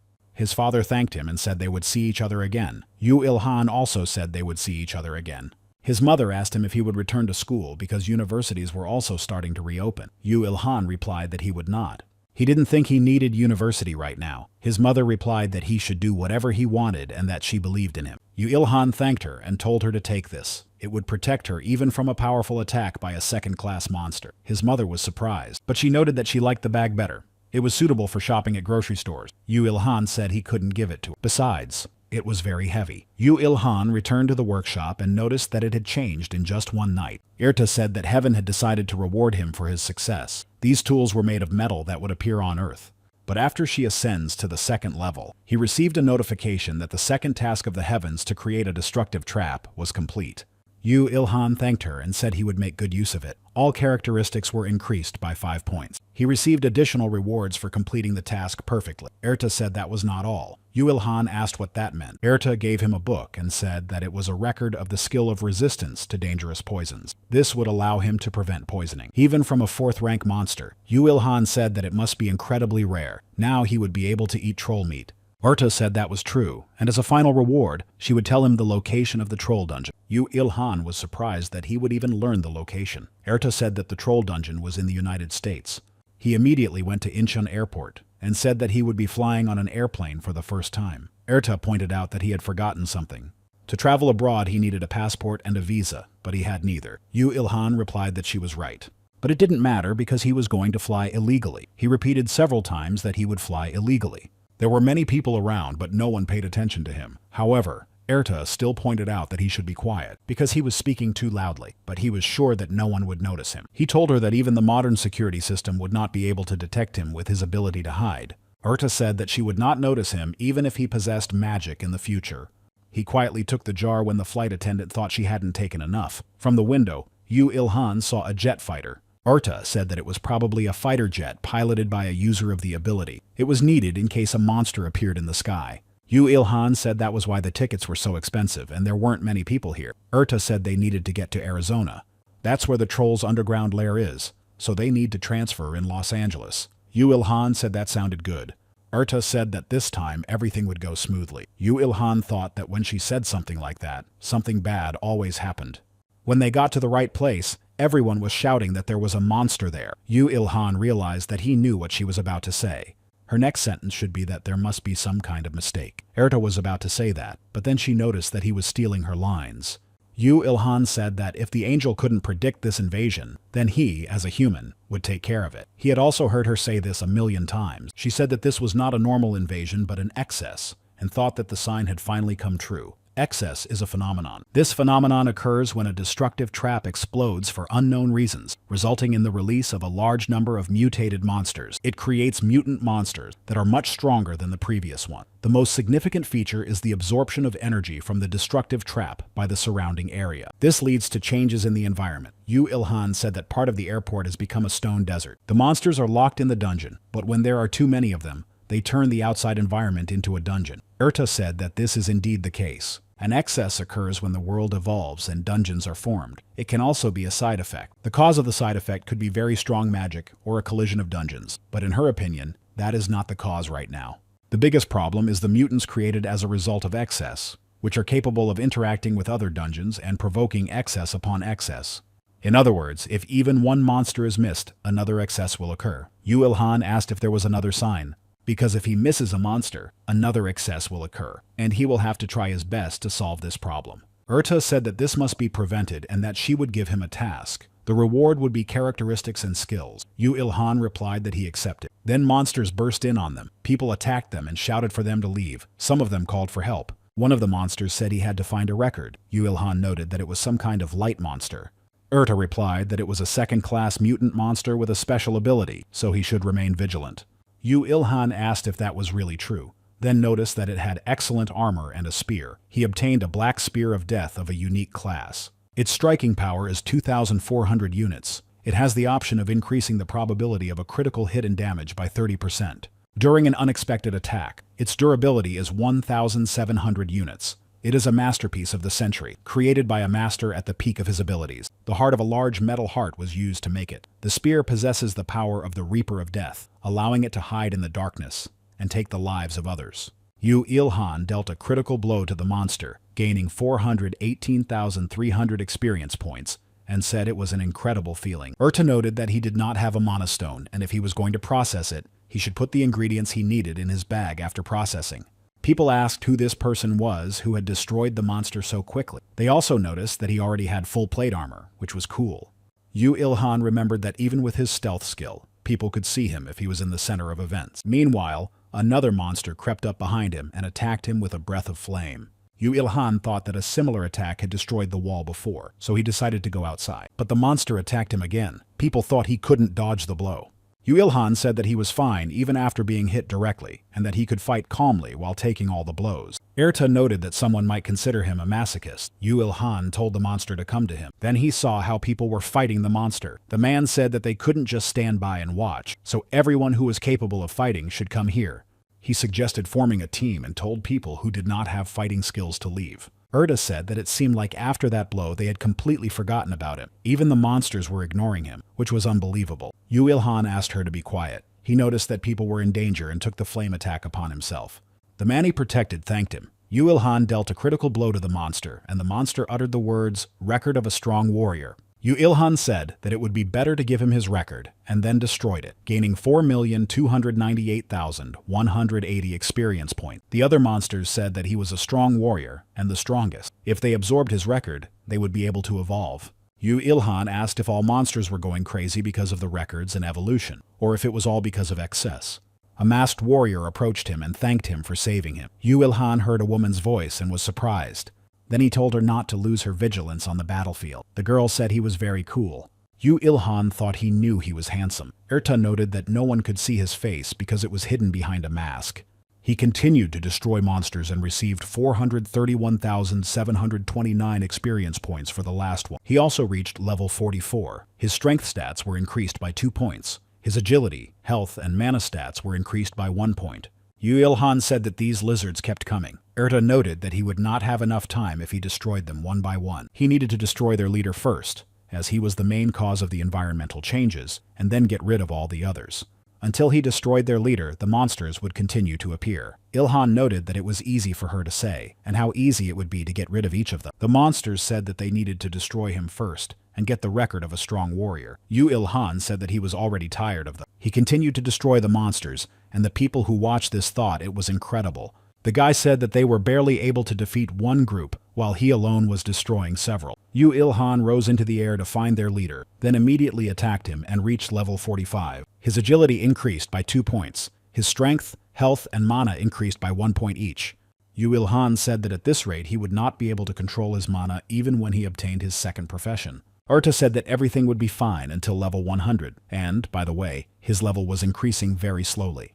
The guy told him to run away because they explode when they come into contact with people. Yu Ilhan asked if he was Korean. He didn't understand what he meant by explode, so he asked if he was talking about these guys. If so, that's great. Yu Ilhan grabbed one of them and immediately struck him. The girl with abilities said it was a great way. The guy warned her not to even think about repeating after him, and it seemed like the monster threw a piece of the building at him. Ilhan said that balancing on it was easier than easy for someone who had competed with the ocean waves to catch Moby Dick. Remarked that it was enough to joke about Moby Dick. People noticed the explosion and realized that the monster had blown itself up. They thought it was Ilhan. The man said he knew he was too weak. Another man asked if he was really dead. Ilhan asked who had died here. He knew that the boulders would explode. Asked if he knew that they couldn't hear him. Then he said it was time for a new weapon, and took out a flashlight deflector that already had 4 classes. The charging and attack speed options increased by 20%. The impact force also increased by 20%. The weapon was made from the teeth and tendons of a phantom leopard by a craftsman who had reached the peak of his abilities. It is impressive that such an amazing weapon was created without magic or gunpowder, but it is difficult to use and carry around. Metal Hearts reinforced its pros and cons. Ilhan dealt a critical blow to the leader of the monster. The other monsters said that their leader was in danger and they needed to help him, so they rushed to his aid. The people attacked them and shouted that they must be stopped. The monsters repelled the attack and inflicted damage on them. Ilhan took the dark, large sword of the foolish giant. The sword's striking power is 2,300 units. Its durability is 2,100 units. The sword has an option that increases its weight by 50%, and the user's strength increases by 20%. Ilhan struck the monsters with his sword. Noticed that the name sounded strange and asked why. He received a notification that he had reached the maximum level in fencing, and could evolve the skill if he had the necessary ingredients. The leader of the monsters spoke the words of a strong man. Ilhan heard this and noticed something strange, so he asked what it was. Said to deal with it quickly because this monster wants to blow up the whole place. The monster said that instead of people, it was the best in the world. Ilhan remarked that it was just a dream and dealt it a decisive blow. For this, he received 1,897,565 experience points and a record of a level 91 fire lizard. Ilhan said that they were lower in level than black leopards, despite the fact that they could change the space around them, and asked if that made sense, and why they were given so little experience. Replied that they were mutated monsters. Their level does not correspond to their strength. Ilhan said he was very sorry. He went down to the people, and they began to praise his incredible ability. They also asked him if he was injured. The girl said she could heal him if he wanted. Ilhan realized that this was the Korean couple he had already met. Said that she felt envy coming from him and asked why he was envious. He asked her to be quiet because she would not understand what it meant to be an outsider. In his opinion, the couple could end up in hell. Ilhan said he was fine and asked her to get rid of the remaining monsters, because they would have big problems if they missed even one of them. The girl asked Hajin his opinion on whether he had received his 3rd profession. Hajin replied that it was unlikely. He had never heard of anyone who could reach that level. The girl said that he was still very strong and cool. In her opinion, he was even stronger than him. Ilhan continued to fight and gained 407,633 experience points. He said that even if he put his soul into destroying these lizards, one of them would still survive. He thought to himself that when he was sure he had destroyed them all, one of them would remain alive and watch his plane fly away. After that, the monster would flee into the forest, and the moment he returned to Los Angeles, the monster would cause another incident with the mutants. Asked if he had watched too many movies, but she would not let that happen, and warned that the two were running for 11 hours. Ilhan rushed to catch up with them and destroyed them. For one, he received 422,989 experience points. For the other, he received 419,877 experience points. Ilhan asked if that was almost everything.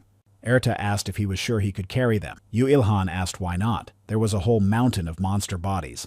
He put the monster bodies in a bag, and when he put it on, he said it was quite heavy, so he asked to give him the option to control the weight of the bag. Said that she knew it would be like that. Ilhan received a notification that the 3rd task entrusted by the heavens had been completed. All characteristics were increased by 2 points. He completed the task more successfully than anyone else and will receive a special reward.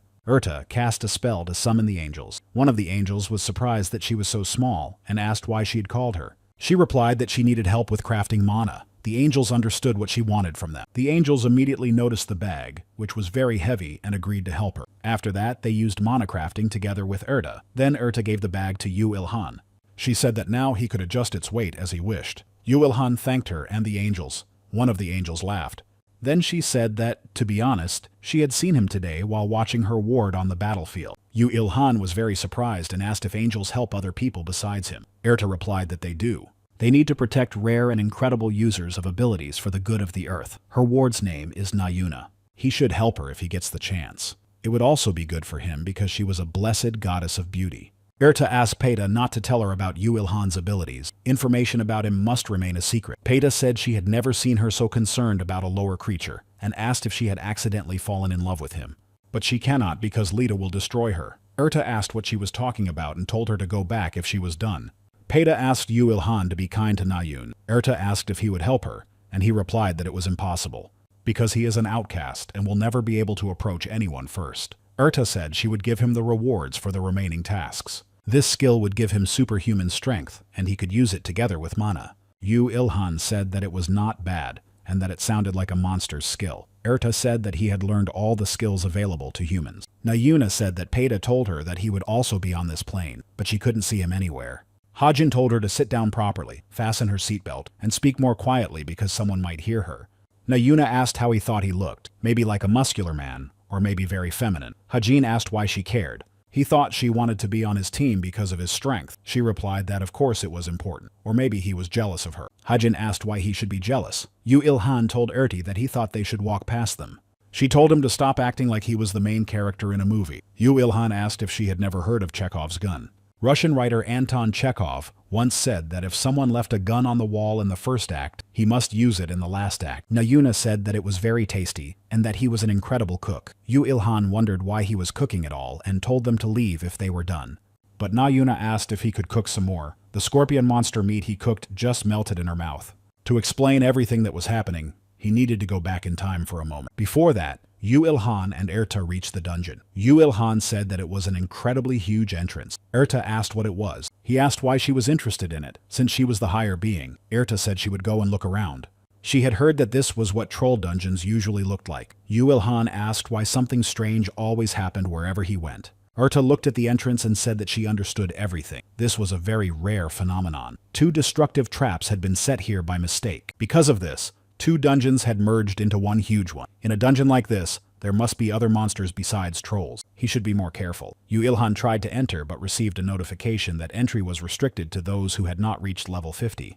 Yu Ilhan asked Erta to explain everything to him briefly, and she said that there were 2 bosses in the dungeon. This dungeon is a plane. Upon entering the dungeon, he said there was a troll there. Erta asked if he was only able to see monsters. The troll said he would rest. Yu Ilhan said that he fell asleep 3 seconds after lying down and asked if it was a rest skill. Erta said that all trolls have it. He said that's why troll blood is necessary for the evolution of the rest skill. Yu Ilhan decided to quietly sneak up on the troll. Then, after saying goodbye to him, he struck him. Erta said that his face looked like that of a thief. For destroying the troll, he received 560,705 experience points and a record of a level 72 plain troll. He also collected 3 liters out of the 500 needed for evolution, and 1 heart of a sleeping monster of the 2nd class out of 500. Yu Ilhan said it was too easy, and Erta noted that it was for him. Then he said it was great, and that they needed to find and destroy another 500. Meanwhile, Nayuna and Hajin found the entrance to the dungeon. Nayuna said that it was a giant dungeon with a level restriction of only 50. Peita told Nayuna to be careful because you never know what might happen in a dungeon. Hajin noted that it was time to go in. He wants to quickly get the scorpion venom and return home, and he doesn't like English. Nayuna said that it was like a date in the dungeon. In her opinion, it was a lot of fun. Hajin said that she would never think of meeting him as a date. Peita asked them to listen to her and warned them that they needed to be very careful. Then they entered the dungeon. Meanwhile, Yu Ilhan was resting and managed to cook troll meat on a campfire. Erti didn't like it. In her opinion, satisfying hunger with troll meat was not the best idea. She asked if he knew that it was poisonous. Yu Ilhan said it was very tasty and asked if she wanted to try it. It was tougher than beef, but still delicious. Erta thanked him, but refused to taste it. He received a notification that his resistance to dangerous poisons had reached the 2nd level.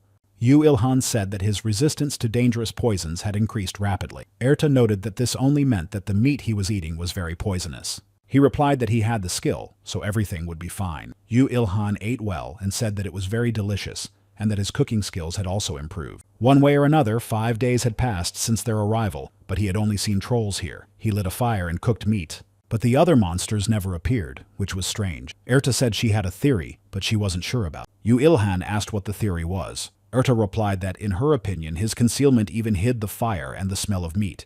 He said that this goes against the laws of physics. Erta asked what other laws of physics. His secrecy even fooled God. The morning after their rest, they found the troll and watched it. Yu Ilhan thought it would be the 500th. A lot had happened. Yu Ilhan thought about how he had eaten many trolls, they had encountered difficulties, and he wanted to eat the meat of other monsters. He was tired of eating the same troll meat, but his desire to become stronger motivated him to move on. Erta said that he couldn't stop because it increased his resistance to dangerous poisons and cooking. Yu Ilhan asked her to stop reading his thoughts. Erta told him to just destroy the troll. He destroyed it and gained 572,395 experience points. He also had to choose a second class. Yu Ilhan would not be able to reach level 50 until he chose a second class. All records obtained would be calculated after choosing a class. The path shown to him is based on his achievements and the records he has obtained in real time. After choosing a class, he will receive a test corresponding to the class. He has access to the class of Expert Misty Copycat Combat Expert, as well as the Beginner Reaper and Berserker. Erta said she welcomes him. He will finally receive his second class, but much can change. Finally, it's time for an explanation. The Expert Mist Copycat is a new level he has reached. It will greatly enhance his existing characteristics. Yu Ilhan asked what if he becomes stronger, then even his own mother won't be able to recognize. Erta said that a combat expert is an expert in any weapon. Even his own body can be used as a weapon. Yu Ilhan thinks that doesn't sound very good and wonders if he has to take blows with his bare body. Erta said that a berserk warrior never leaves the battlefield, not until he or the enemy dies. Yu Ilhan said that he is just a psychopath. Erta said that these three classes are rare and powerful. They do not depend heavily on mana, so he can choose whichever he wants. Yu Ilhan asked about the original Reaper. Erta said she did not know this class. She had never seen anyone like that. It must be some kind of unique class, and in practice, it may be very different from its name. Yu Ilhan asked if it was like an invisible copycat, or more precisely, a foggy one. Still, he decided to choose the initial Reaper. Erta said that was what she thought. He loved discovering the unknown more than anyone else. Yu Ilhan said that she knew him very well. Yu Ilhan chose the class, but he had to prove that he was worthy of it. Yu Ilhan must go through a stage to become a Reaper that not everyone is capable of going through. This is the only way because he chose to deal with death while alive. He needs to destroy 100 second-class monsters from ambush with one strike and one third-class monster. He asked what was wrong with the difficulty. Now he understands why people don't go beyond the 50th level. It is impossible to destroy a third-class monster with one blow at the 50th level. But when he thinks about it, he doubts that it's really impossible. Erta asked if he knew a way. He said he needed to wait with the evolution. He would work on evolving his rest skill later, but if he used a mana stone to strengthen his weapon with craft mana, it might work. He asked if it would be enough, and didn't notice the monster approaching them. Yu Ilhan saw the sand scorpion and asked what it was doing on the plane. The monster grabbed Nayun and she cried for help. Peita said that was why she told her to be more careful. Nayuna promised that starting tomorrow she would eat pepper. She just asked for someone to save her. Hajin tried to catch up with the monster and save her. Yu Ilhan asked Erti what was wrong with them. Why can't they defeat these weak monsters? She replied that this can happen if someone is attacked unexpectedly, but he couldn't understand that. Yu Ilhan said he didn't want to deal with this couple, but he couldn't just walk by. The sign came true. Erta said it was the skewer he used to eat meat. Yu Ilhan said that here was a steel skewer from a metal heart. Erta was surprised and asked if he really spent such valuable material on making a skewer. Yu Ilhan threw the skewer at the monster, then caught Nayun and threw her straight at Hajin. After that, he attacked the monster and destroyed it, receiving 668,938 experience points for it. He also received a record of a giant sand scorpion of the 78th level. The critical hit reached the 9th level. Yu Ilhan was surprised because he did not expect the monster to be at level 78. The level turned out to be higher than he thought. Erta said that its main weapon was poison, but he was resistant to dangerous poisons, so he succumbed to it easily and the fight was not bad. Yu Ilhan said he understood and bet that the giant sand scorpion would be delicious. He thought its meat would be similar to lobster meat. Erta asked if he was going to eat again or if he had come here just for the food. Yu Ilhan remarked that they were very tasty. Paida asked Nayuna if she was okay. Nayuna said that it was the Dark Prince from Los Angeles. Yu Ilhan was surprised and asked who the Dark Prince was. Nayuna asked if he didn't know what was trending on Instagram right now. She showed him his picture and said that people call him the Dark Knight of the American government. Hajin added that some even say he is an FBI agent. Nayuna said that was true, but she thought Dark Knight sounded better. Erta said that, as she thought, the internet was rubbish. These nasty conversations always ruin everything. Always. Yu Ilhan asked if something had happened to her on the internet. He decided to just continue where he left off. Nayuna told Hajin that he had ignored them. Hajin said that it looked like he was taking the scorpion apart. In his opinion, he was simply incredible. Yu Ilhan started processing and cooking the scorpion meat. Hajin said it smelled delicious. Nayuna said that when she thought about it, she hadn't eaten anything all day. Yu Ilhan said he could share it with them, but the meat was poisonous.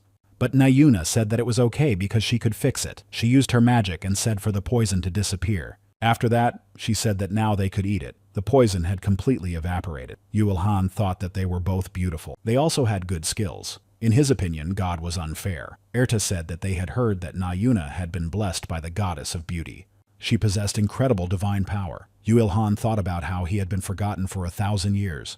Nayuna said that the meat was very tasty and that the Dark Knight was very good at cooking. Yuilhan found it unusual to be called a Dark Knight. She thanked him for the food and asked if he was bored being alone. She also asked if he wanted to join their team, because he would have a beauty like her by his side. Yuilhan said no. Yuna told Hajin that she had been rejected in a second. Even though she was so cute, Hajin said that she deserved it. Yuilhan was surprised that they weren't dating. This was not the reaction he expected from the couple. Hajin thanked him for saving his teammate and said they were leaving. He handed him a business card and told him to call them on this phone, and they would repay him for his kindness. Yuilhan realized that this business card was similar to the one Kang Mi-rae had given him. They must be from the same company. Nayuna asked him to take her business card as well. They were only here on business, so as soon as they finished, they would return to Korea immediately. Hajin grabbed her face and said that she couldn't reveal information like that. Yuna pointed out that she hadn't said much. Yuilhan noticed that she had the same business card and realized that they were from the same company. Hajin asked her how many times he had to repeat himself. He asked her not to tell everyone about herself. Yuna pointed out that she hadn't said what they did. Yuilhan said that he thought he would run into them again in this dungeon. Erta pointed out that she had asked him to stop predicting the future. He said he would pursue them. Erta noted that this was even worse, and he explained that he had no other choice. Scorpion would not attack him. Yuna said that he would have joined their team if she had seduced him a little longer, and if he was attracted to girls, he would not be able to resist. It was still more difficult when there were only 2 of them, and he would help them if they offered him everything from the scorpion, except the poison. Hajin asked what if he needed the poison, and it wouldn't be good if he asked them why they needed the poison. She needs to watch her words. Yuilhan was surprised that he was asking her to watch her words when he himself did not watch his. Yuna asked why the task from heaven was something they needed to hide. Besides, he fed them and saved them. She was sure he was a good person. Hajin said he was impressed by how naive she was considering her age. She replied that it was all because he and Mir were protecting her. Yuilhan asked Erta if she hadn't said that this was a troll dungeon and that they had come here for the scorpion, so she should explain it to him. Erta replied that she didn't know and thought that only trolls lived here. Yuilhan noted that this was suspicious and that she was probably just trying to make fun of him, because he could clearly predict what would happen. Erta said that enough was enough with the predictions. Yuilhan noticed that a scorpion had crept up behind them. He destroyed it with one blow, and no one even noticed. Yuilhan received 697,290 experience points. Erta asked if it was a skewer again and how many he had made. Yuilhan told her to call it a heart skewer, a skewer made of a metal heart, because that's what he called it. Then he said that a monster appeared, but they and their angel didn't even notice it because of its ability to hide. How could they have gotten into that situation when they had their own guardian angel? Erta said that an angel's power is limited on Earth. A guardian angel is not allowed to interfere too much in a person's life and can only share hints and advice. Yuilhan said that they don't help at all and only cause trouble. Erta asked what he meant by trouble, since she helps him a lot. Yuna asked where this supergiant scorpion was. Hajin asked if she meant the giant fatal hunter. Ilhan and Erta noticed something. Yuilhan said that it must be the giant fatal hunter, and that the name sounds powerful. Hajin asked when the giant fatal hunter appeared. Yuna said that it was huge, and that it was a real mega-giant scorpion. Hajin noted that now was not the time to be fascinated by it. Now they needed a buff. Nayuna used her power and asked for Hajin to be made stronger. Yuna gave Hajin strength, and he said it was wonderful, and then went on the attack. Yuilhan said that they were a paladin and a healer. Then he asked if he should intervene. Erta said that they could probably handle it themselves. Yuilhan said he should help them. Yuna was rooting for Hajin and didn't notice the troll creeping up on her. Yuna saw the troll and was frightened, then shouted for Hajin to run away. He asked what was going on. Yuilhan attacked the troll and said it was checkmate. He destroyed it with one blow and then said that everything was as he had thought. Yuna and Hajin were surprised when they saw him. Yuilhan used the mineral fatal blow of the deflector. The power of his blow is at the 5th level. The options to increase the power of the blow and increase the penetrating power will be destroyed after use. Yuilhan said he could only use it once. Erta noted that this was because he did not pay attention to durability and put everything into the power of the blow. Who even creates things like this? Yuilhan received a notification that the weapon would use everything in one attack. It is unstable and will be destroyed after one use. but this attack will definitely destroy the target. Yu Ilhan said that one must be strong enough to destroy a third-class monster. Erta replied that yes, but there was one thing. Yu Ilhan told Nayun and Hajin that he would finish this and they could continue. He also said goodbye to them. Hajin noticed that the scorpion was standing right behind him and trying to attack him. He managed to dodge its attack and said that he had forgotten that he was fighting. Nayuna realized that he was in danger. Then she asked Yu Ilhan to wait a moment and said that if he helped them destroy the scorpion, they would give him everything except the poison. Yu Ilhan agreed. Hajin said he had warned her. Nayuna noted that he needed to be a little smarter. Now he needed his help. Hajin got distracted and the giant scorpion grabbed him. Yu Ilhan asked if he was done arguing, and if so, then he would help. He struck the monster and saved him. Hajin thought it was incredible. Yuna said that he also needed to attack. Hajin said that was true. Then he used a follow-up attack. Erta said that the skill he just used was influenced by the previous attack. This made the next attack stronger. In other words, he simply used his strength. Yu Ilhan asked if this was also a skill that required mana. He was even weaker than he thought. Erta replied that not all people were monsters like him. Then he asked the scorpion if he knew what his special ability was, an attack where he had already attacked. Yu Ilhan struck him and received 2,479,989 experience points. He also received a record of a giant fatal hunter of the 95th level. Yu Ilhan said that he had separated all the parts with poison, and here was the poisonous sting and gland. Yuna noticed that he had done it very carefully. Hajin thanked him. Erta grabbed Peta with angelic enthusiasm and asked if she had brought this scorpion to force Yu Ilhan to help. Peta apologized to her. Yu Ilhan thought that there was no need to think about it and said that scorpion meat would probably be good. But first, he would deal with the troll. Then he noticed that the scorpion had a third-rank mana stone. Peta was surprised that the monster already had a third-rank mana stone. Erta told her not to get distracted and used her angelic capture enhancement. Nayuna said that they must be very close friends. Hajin remarked that to him it looked more like punishment. Erta let Peta go and said that he had obtained the mana stone and that was not bad. Yu Ilhan replied that it was true and that now he would be able to complete the task. Hajin said that they were going back to Korea and asked if he wanted to go with them. If he didn't mind, he could join their clan. Nayuna suggested that the Dark Knight join their clan. Mir would also be very happy about this, but he coldly refused. Hajin said that his skills were enviable and that if he joined their clan, they would help him develop. Peta added that people become better at working with others and sharing their experience and knowledge. Yuna asked if it wouldn't be fun to hunt monsters, especially with a beauty like her. But he said he didn't want to, and thought that popular people could have fun on their own and shouldn't drag him into it. People become better at working with others, and he knows how to work well in a team, but he has no experience in this because no one has noticed him. No one cared about him, and he always did everything on his own and made up for his shortcomings in all areas. It would be strange for him to accept the offer, especially from extroverts like them, and they should just leave him alone. Erta realized that his trauma was resurfacing, but then he was happy. Erta told them to leave because he didn't want them to, and to stop being so persistent. Finally, they told him to contact them. But Yu Ilhan hoped that they would never meet again and said that they had left and now his ability to hide could return. Erta asked if he really only did what he wanted. Yu Ilhan noted that he needed to work and finished processing. He gathered everything he needed to evolve his relaxation skill and received excellent regeneration, which surprised him. His body and mind would quickly recover from any damage he suffered. At the moment, the skill was at the first level. Even if he lost a part of his body, he would be able to restore it in an instant. When activated, he would not be able to restore the skill until sufficient recovery was complete. The other abilities of the skill have not been changed. Erta congratulated him on obtaining a skill with the difficulty of expert-level training. Once he reaches a high level, he will be able to revive, even if his heart is broken into small pieces, or his brain is completely damaged. Yu Ilhan asked how long he would have to train to reach that level, but in reality, it sounds like a good skill, and is worth any amount of training. Erta asked if she had helped him, and he replied that she had, and now all he needed to do was destroy 100 second-class monsters in order to fulfill the condition for the initial Reaper. Erta said that this was a terrible condition, and that he was probably the only one capable of fulfilling it. Yu Ilhan replied that this was probably why he had received it. But didn't she think that the trolls were moving differently somehow? Until now, they had been resting near the trees, but now they were neither resting nor sleeping. The trolls were thinking about rest and how tired they were. Yu Ilhan asked if they were going to take revenge for their leader or something like that, but they did not seem like the type to seek revenge. Erta said that he should just hurry up and finish them off. After that, he spent several days hunting trolls in the dungeon, but he was only able to destroy 97. Yu Ilhan said that the number of trolls had decreased significantly and that there used to be at least one every 10 minutes. But now he barely encounters one every hour. Besides, they are behaving strangely. They said they didn't want to die and wanted to return because they were too lazy to run away, but still wanted to live. Yu Ilhan said that they behaved as if they were being forced, and perhaps someone stronger had taken control of them. Erta said that he had destroyed their leader.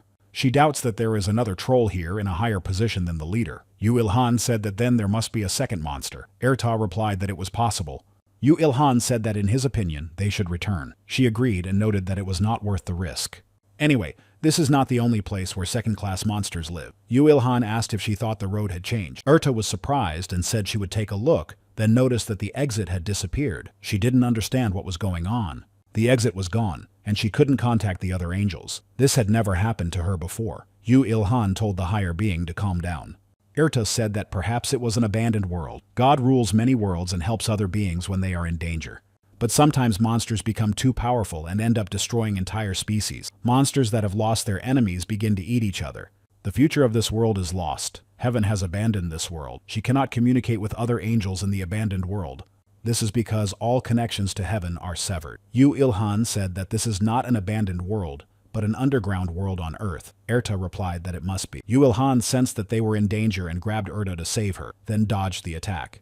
The monster said he had found a new record. Yu Ilhan asked Erta what it was, and she replied that it was an unregistered monster. It was a mutation that occurred as a result of monsters eating each other and evolving. She couldn't predict its behavior, so he should be careful. The monster continued to attack. Yu Ilhan dodged the attack and realized that it was undoubtedly stronger than the leader of the plane troll. But he didn't think he couldn't defeat it. Even if it was strong, it was still a third-class monster. Just now it tried to strike not him, but Erta. Perhaps it was because of its stealth, but its special ability was also probably related to stealth. Erta said she would give him a reward for saving a higher being if he got out of this fight alive, so let him not die. The monster repeated the word recording again. Yu Ilhan said that he kept talking about the recording, but what did he need it for?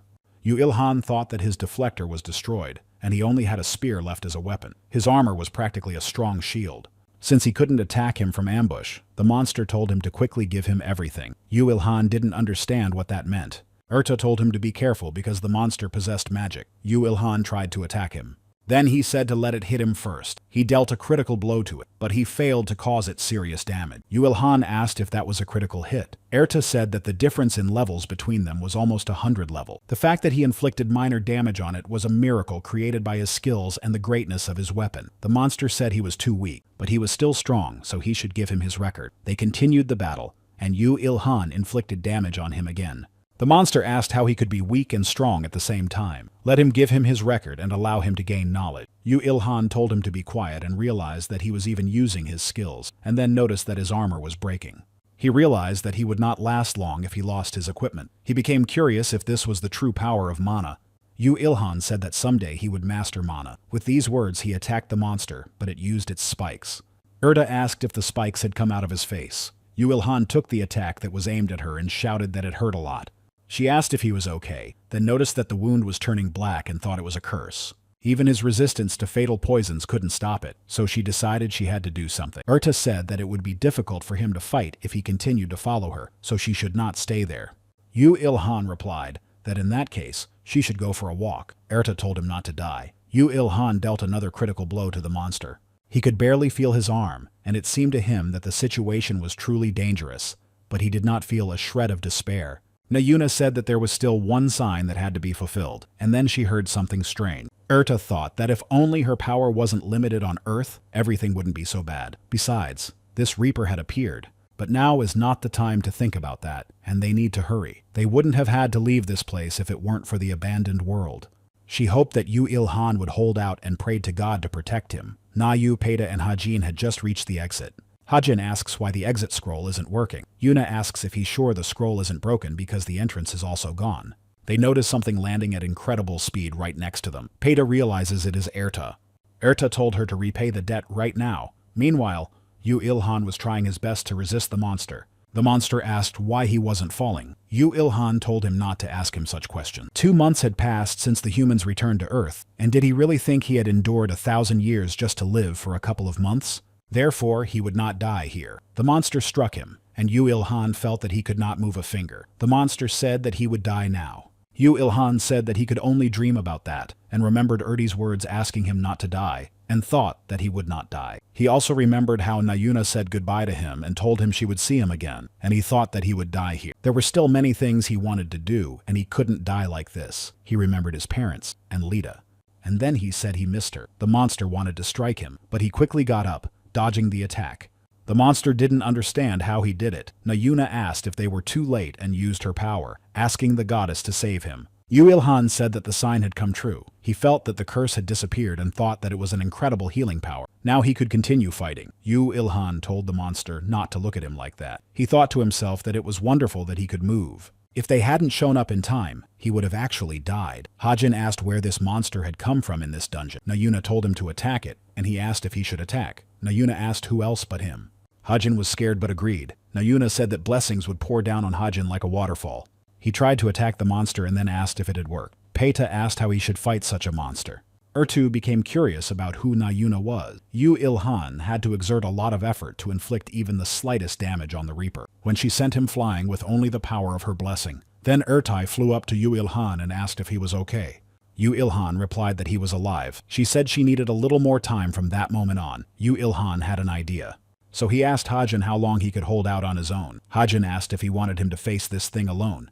Yu Ilhan said he needed him to buy him some time. Hajin didn't know how to respond. But then he said that if Yuna helped, he could probably hold out for 30 seconds. Yu Ilhan replied that that would be enough. Hajin tried to hold out for 30 seconds. Nayuna used a blessing, then a second blessing, and then a stronger blessing. Peita told Erti that at this rate, Nayuna would die. She didn't care about Kang Hajin, but she would hate her forever if Nayuna died. Erta called her cold and pointed out that Yu Ilhan said 30 seconds should be enough, so she should trust him. Peita asked what if he was late and if he even had an ace up his sleeve. Erta decided to explain everything to her. But this explanation surprised her. Peita asked if he was hunting trolls right now. Erta replied that Yu Ilhan needed 3 second-class monsters. Then he would be able to obtain a second profession. When he leveled up, his condition would be completely restored. Meanwhile, Yu Ilhan destroyed 3 trolls, fulfilling all the conditions for obtaining a second profession. He became a novice reaper. The stealth effect increased by 10%. The probability of a critical hit and the power of the attack when attacking from ambush increased by 30%. Strike power increased by 20%. The conditions for evolving the stealth skill were relaxed. All collected records were absorbed. He reached level 53. His stamina was fully restored, and he learned the passive skill Death Collect. Now Yu Ilhan will be able to collect the power of the creatures he destroys. At the moment he cannot use mana and cannot learn active skills, but he can choose a subclass. Yu Ilhan realizes that he has 10 seconds left and needs to hurry. Hajin continued to fight, but his armor and shield were barely holding up. He doesn't understand how Yu Ilhan stayed alive when he himself fought against this monster. The monster tells him that he is too weak. Yuna asks the goddess not to let Hajin die, but the monster strikes him and his shield is destroyed. Nayuna is afraid for him. Peita is only concerned that she will not be hurt. The monster said it was all over, but Nayuna said to teach this scoundrel a lesson by turning to the goddess. Using her power, she inflicted damage on the monster. Erta was surprised that a human had inflicted such damage on the Reaper. So she said that she had incredible potential. Peita noted that Nayuna would save humanity. Erta said that he would not remain in this state for long. Nayuna asked Hajin to wake up because they needed to escape. Hajin said he couldn't move. The monster came to his senses and said he would destroy them. Nayuna thought they would die there. But suddenly, Yu Ilhan appeared and offered them to form a team. They accepted the invitation to join the team. Hajin noticed that his power gauge was completely full and his name was hidden. Hajin was happy that he had returned. Yu Ilhan gestured for them to be quiet, hinting that they should not make any noise. Hajin realized that the Reaper would soon be able to attack again. But Yu Ilhan said that they had held out well and now he would take care of him himself. The moment Hajin saw his back, he thought he was saved. He immediately felt relieved. Hajin said that until that day he didn't know he was weak, and it made him sad. But he felt relieved when Yu Ilhan appeared. The monster said that new people meant new records. Yu Ilhan realized that he didn't realize he was here because of his anger, and that was just fine. He activated his superhuman strength and attacked the monster, saying that this was the end. He managed to deal a critical blow to the monster. After that, the monster turned into a girl who thanked him. Yu Ilhan asked if she was free from the curse. For the destruction, he received 31,969,409 experience points and reached level 55. His strength stat was increased by 4 points. His agility, health, and mana stats were increased by 2 points. He also received Lita Carrick's record of level 157. Yu Ilhan said he had never received tens of millions of experience points. The Collector of Death skill was activated, and he absorbed and preserved Lita Carrick's life force. Yuna asked if he was okay. Hajin said that with his help, they had advanced a level and fully recovered, and then asked if he was injured anywhere. They turned their attention to the girl who was a monster. Hajin said that this monster was very strong. Yuna was surprised that it was a human. Hajin said he had never encountered anything like it in the 10 years he had spent in another world. Yuna said she thought they were going to die. Yu Ilhan said he would finish as usual, but Erta asked him to stop, and he asked why. Erta asked if he was going to treat her. He replied that he would because it was a monster, but she said it was a human. Yu Ilhan said he didn't want to do anything bad, only what was necessary. If she had strong skin, hard bones, and a stone of mana, he would only take those. Erta asked him to wait. In a moment, the body began to disappear. Hajin said that the body had turned to ashes. Yu Ilhan was upset because it was his time to process it. Erta said she didn't think it would really be a destroyer. Yu Ilhan asked what kind of destroyer it was, or if it was another character with a cool name. Was he the only one who knew nothing? He was an introvert who couldn't find the strength to ask confidently. Erta said that those who ate the mana stone and were consumed by the monster's mana are called destroyers. When he dies, his body crumbles to dust. Yu Ilhan said that then this Reaper was not a real monster. Erta replied that he could be an intelligent creature like an elf, but it was originally a human. Yu Ilhan said that he couldn't process it, but he still had this. Not only the mana stone remained. Besides that, there was also her armor and weapons. Peita asked Erta if she had noticed that the exit from the dungeon had reappeared.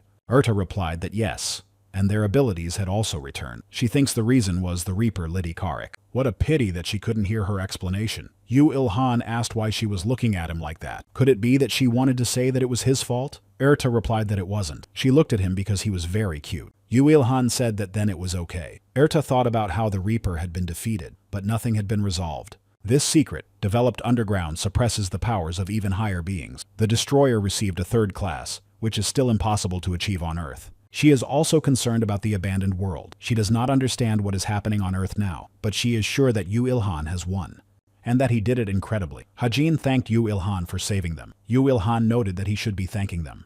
If they hadn't shown up in time, he would no longer be alive. After all, the sign came true. Hajin said that his help was nothing compared to theirs. They definitely wouldn't have been able to escape from this dungeon on their own. Yu Ilhan said that if he said so, then he wouldn't mind if he took it. Yu Ilhan showed him the mana stone. Hajin said that of course he could take it. Nayuna asked him to give them his phone number instead, but Yu Ilhan refused. Then Nayuna asked Hajin if he had seen it. Such a beauty as she was had been rejected again. Yu Ilhan thought that she was truly beautiful, like an angel. But he refuses extroverts. Nayuna asked if he would tell her his name, but he replied that she didn't need to know. Nayuna began to ask him to tell her his name. Yu Ilhan thought that suddenly it had become too bright. Finally, he told her his name. Nayuna said that he had a wonderful name, and he replied that it wasn't really, but he liked it. Nayuna said that she liked it too. Hajin doesn't understand what's going on. But for the first time, he sees Yuna being so decisive with a man, and for the first time, he witnesses a man sincerely rejecting her. He thinks that neither of them are creatures that can be understood by the logic of an ordinary person like him. They all came out of the dungeon, and Nayuna said that they had finally reached the outside world. After that, a female angel appeared before them. She told Erta to report everything that had happened. Erta agreed. Erta talked to her for a long time. Yu Ilhan, Nayuna, and Hajin watched them. Yu Ilhan thought that she was Erta's boss. In his opinion, she was huge. After that, the angel turned to him and thanked him for saving Erta's angel in an emergency. She said that they would discuss his reward for the rescue and let him know about it later. Yu Ilhan was surprised that he would receive a reward. Then he said that they could give him the reward after work, because he did it without expecting anything in return. The angel said that this incident was very serious, so she would take Erti away for a short time to clarify the details, and this dungeon would be temporarily sealed by the power of heaven. Yu Ilhan wondered if similar dungeons would continue to appear. Was it possible that someone had deliberately created it? But why? He would not find the answer by worrying about it. He would simply become stronger in order to survive. Yu Ilhan received a warning to stay away from the entrance to the dungeon. The angel said that among the countless worlds where they exist, Earth is one of the worlds with unpredictable factors. More angels will appear to watch over Earth, and Lita asked him to tell him that she misses him. Yu Ilhan was surprised that she missed him, and then thought about what else Lita had said. The angel said she blessed his future and would try to bring Ertu back as soon as possible. Yu Ilhan asked her to wait and tell him what else Lita had said about him, but she flew away. One way to make someone suffer is to stop in the middle of a sentence. There is also a second way. Yuna and Hajin returned home, where Kang Mir was waiting for them with good news about the completion of the task. She said she was glad to welcome them home and asked if they had gotten what they needed. Yuna was delighted when she saw it. Hajin asked if that was all she wanted to say when she saw them, which was very typical of her, but they understood everything, so she shouldn't worry. Yuna decided to tell them about their adventure and asked Meyer to listen to her. Then she said that Hajin had been beaten up. Kang Mir asked her to tell her more. Hajin asked her not to. Kang Meyer asked if they really met a Korean guy who uses a spear. Yuna said yes, and that he was very strong. Even Kajin couldn't do anything. Kang Mir understood that it was the same guy. Kajin asked if she knew him. Kang Meyer replied that she didn't and had never even heard of him, but thanks to them, she would now be able to get a second profession. Then she offered to buy them a drink and promised to pay for everything. Yuna was very happy and asked her to treat her to a beer. Yu Ilhan returned home and told his parents that he was home, but then he saw that his mother was not there. He found a note saying that his mother had gone to Yamen for fresh seafood and would be back for dinner.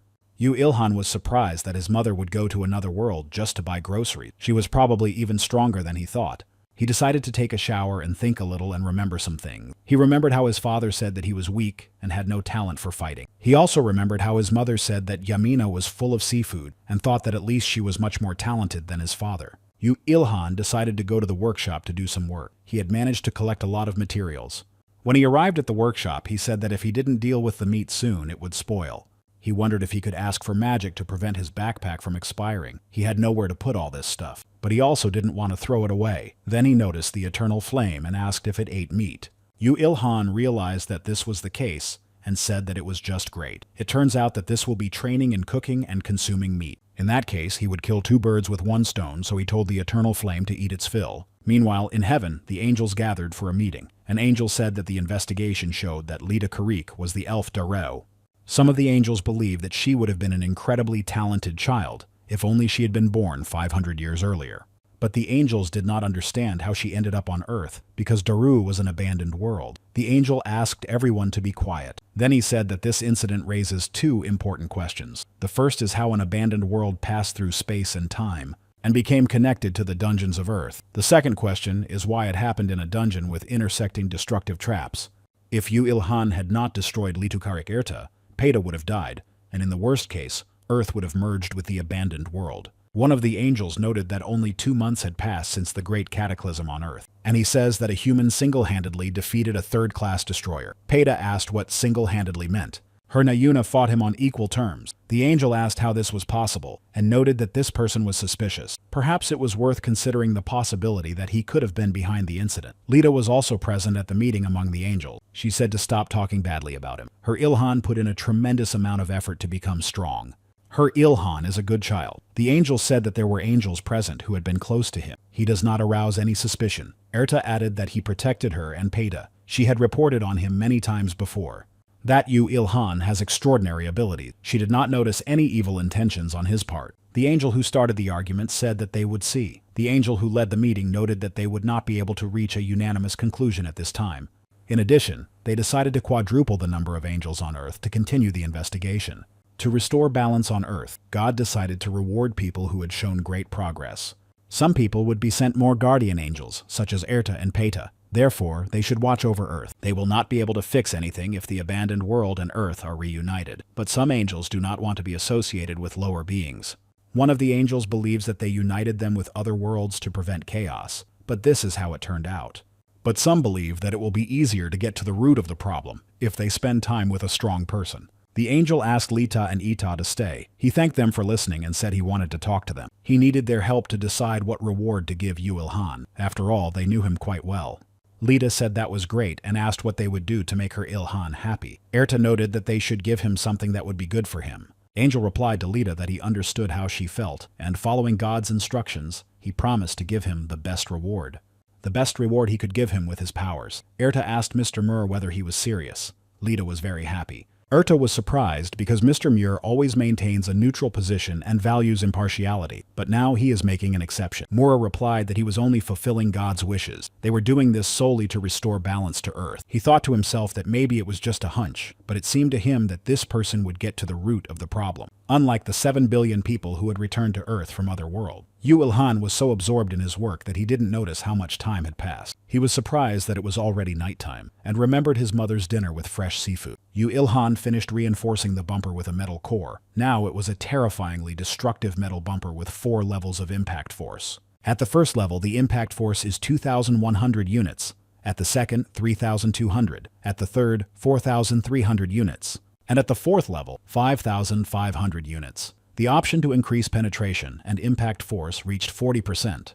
The strength of the rammer is 2,100 units. This is a ruthless weapon created by the best craftsman on Earth. Yu Ilhan believes that he will not be able to use it at the 5th level if he wants to use it more than once. Its durability is not that high, but the 4th level should be strong enough. Due to the large amount of force and recoil, loading ammunition requires a lot of courage compared to fighting monsters. Now he wants to create a long-range weapon. A pistol and a bow are useless because he has not yet mastered mana.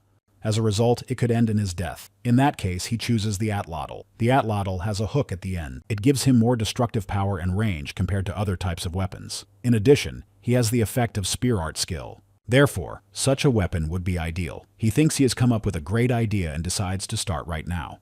Yu Ilhan reviewed the information about the fallen cloak of the Hidden Reaper and learned that its defense is 2,400 units. Its durability is 1,238 out of a possible 2,430. Yu Ilhan said that, as he thought, the additional option is stealth. If he gained even more stealth abilities, he could disappear completely. This was a cloak that had been chasing mana for many years, and now it possesses the power of the Reaper. It has an option that, in the event of an ambush, increases the user's stealth and strike power by 20%.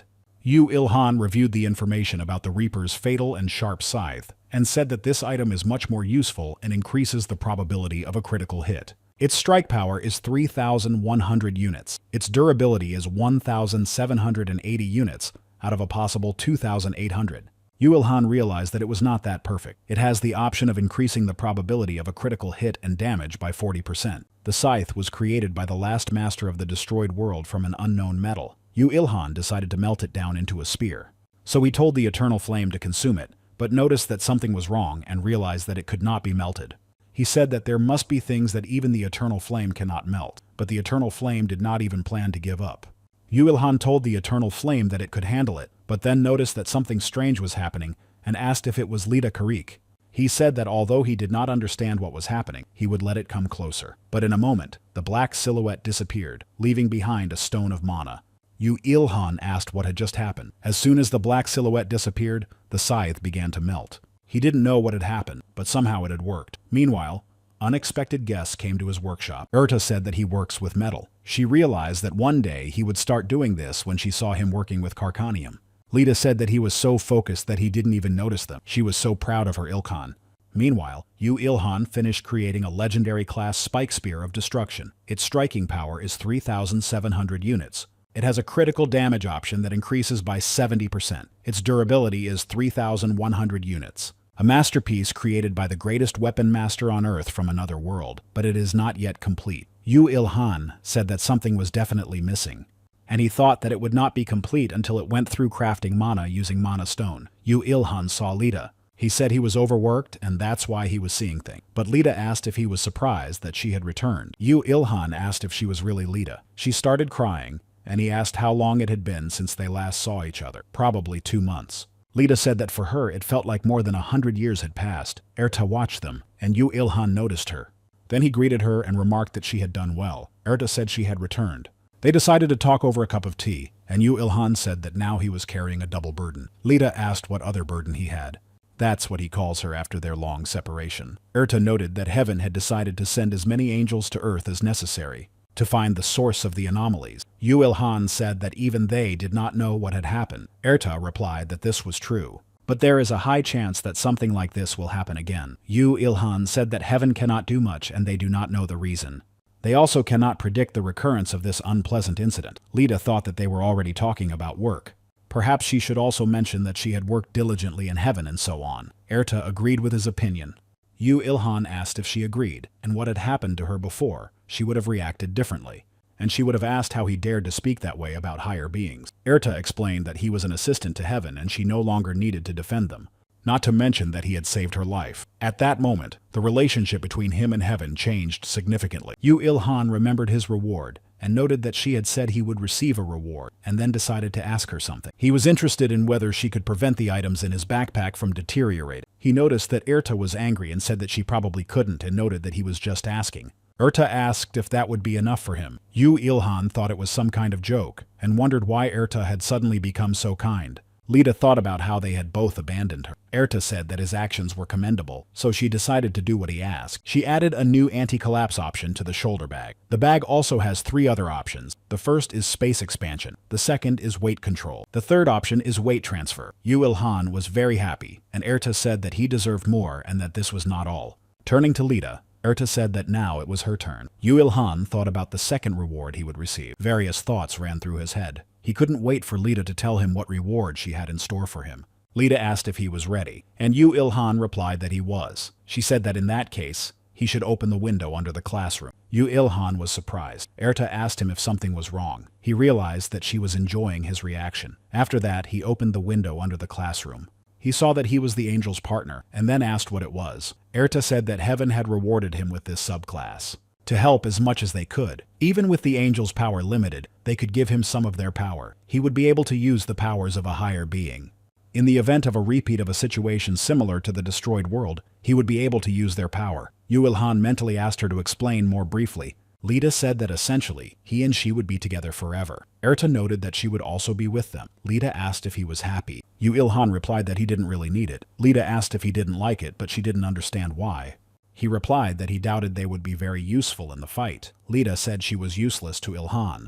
Erta noted that she admits she was only a hindrance during his previous battle with the Reaper. Still, she was quite useful in every situation except that one. Yu Ilhan watched their reactions to his words. He barely held back his laughter, but in the end, he couldn't help himself and laughed, then said he was just joking. How could he not be happy about this? He just wanted to see how they would react. Lita said he was very rude.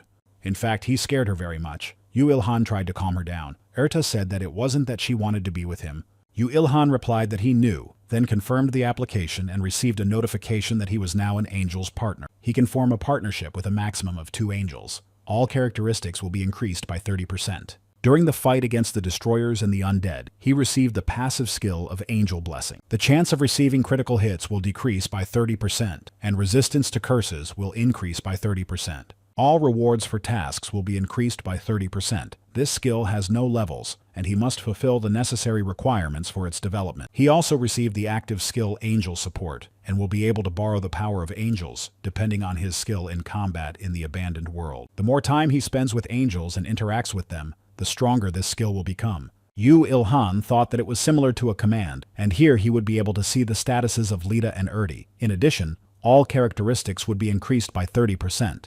During the fight against the destroyers and the undead, this made him very happy, and he decided he needed to apologize. He hugged them and apologized for the joke and said that they were actually very helpful to him. They replied that of course they were helpful. Yu Ilhan asked if it was possible to train the active skill of Angel Support. Lita replied that it was. The deeper the interaction with the angel, the faster the skill develops. Yu Ilhan wondered why he had the feeling that she was going to eat him, but maybe it was just his misunderstanding. Erta said that there were no more rewards, and that she couldn't wait to continue working with him. Lita said that they hadn't seen each other in so long and suggested they play a game. Yu Ilhan agreed, but said that he would play as soon as he finished. First he would craft a spike spear, then create a harpoon and improve the troll's blood. Lita said that he only thought about work. She asked him what was more important to him, his work or her. Erta told her to stop acting dramatic. Lita called him a bad, bald workaholic. Erta said that he didn't even hear her. Yu Ilhan thought to himself that if he wanted to, he could unlock all of the Reaper's skills. Lita said that it was craft mana, and wondered if Ilhan had become capable of super complex craft mana. Erta said that heaven had given him a task, and he was learning quickly, but she was surprised that Lita had told Ilhan. Yu Ilhan finished creating the legendary class Dark Reaper's Dead Dragon Spike Spear, with a striking power of 4,000 units. Its durability is 3,200 units. There is a limitation. It is the owner of the Reaper's power. There are also 3 options. The first is a chance to deal critical damage, and the impact force will be increased by 30% in the event of an unexpected attack. The second option increases the Reaper's skill characteristics by 30%. The spear was reborn in the hands of the master with fierce hatred and a burning desire for revenge. The third option is a chance to deal critical damage, and the damage will be increased by 150% when fighting dragons. The tip of the Spear of Vengeance will always wait for the right moment to destroy the dragon. Yu Ilhan does not understand why there is an option about dragons here. Yu Ilhan said that the original option for the spear was not like that. Lita replied that she thought he had dug too deep into his record. It seems that Lita Carrick's world fell because of dragon. These options are here because her last wish was to destroy the dragons and protect her world. Yu Ilhan said that the reason seems to be that he tapped directly into his potential power. Urta said that his craft mana was too successful. Lita added that he should be careful with it. She would like to be useful someday. But dragons are at least third-class monsters. If he encounters them, he should run away immediately. Yu Ilhan said that they missed the main point, namely, the sign. Urta said that this meant he would most likely have to fight dragons soon. Lita doesn't understand how they came to that conclusion and whether it really is a sign. Yu Ilhan said that he would have to face the dragons, especially when he is so weak. It's completely hopeless. Erta said she was sure he would be able to break through somehow. Lita asked why they were worrying about it so early. Yu Ilhan replied that they had their reasons. Erta laughed and said that there was still plenty of time before they would meet the dragon.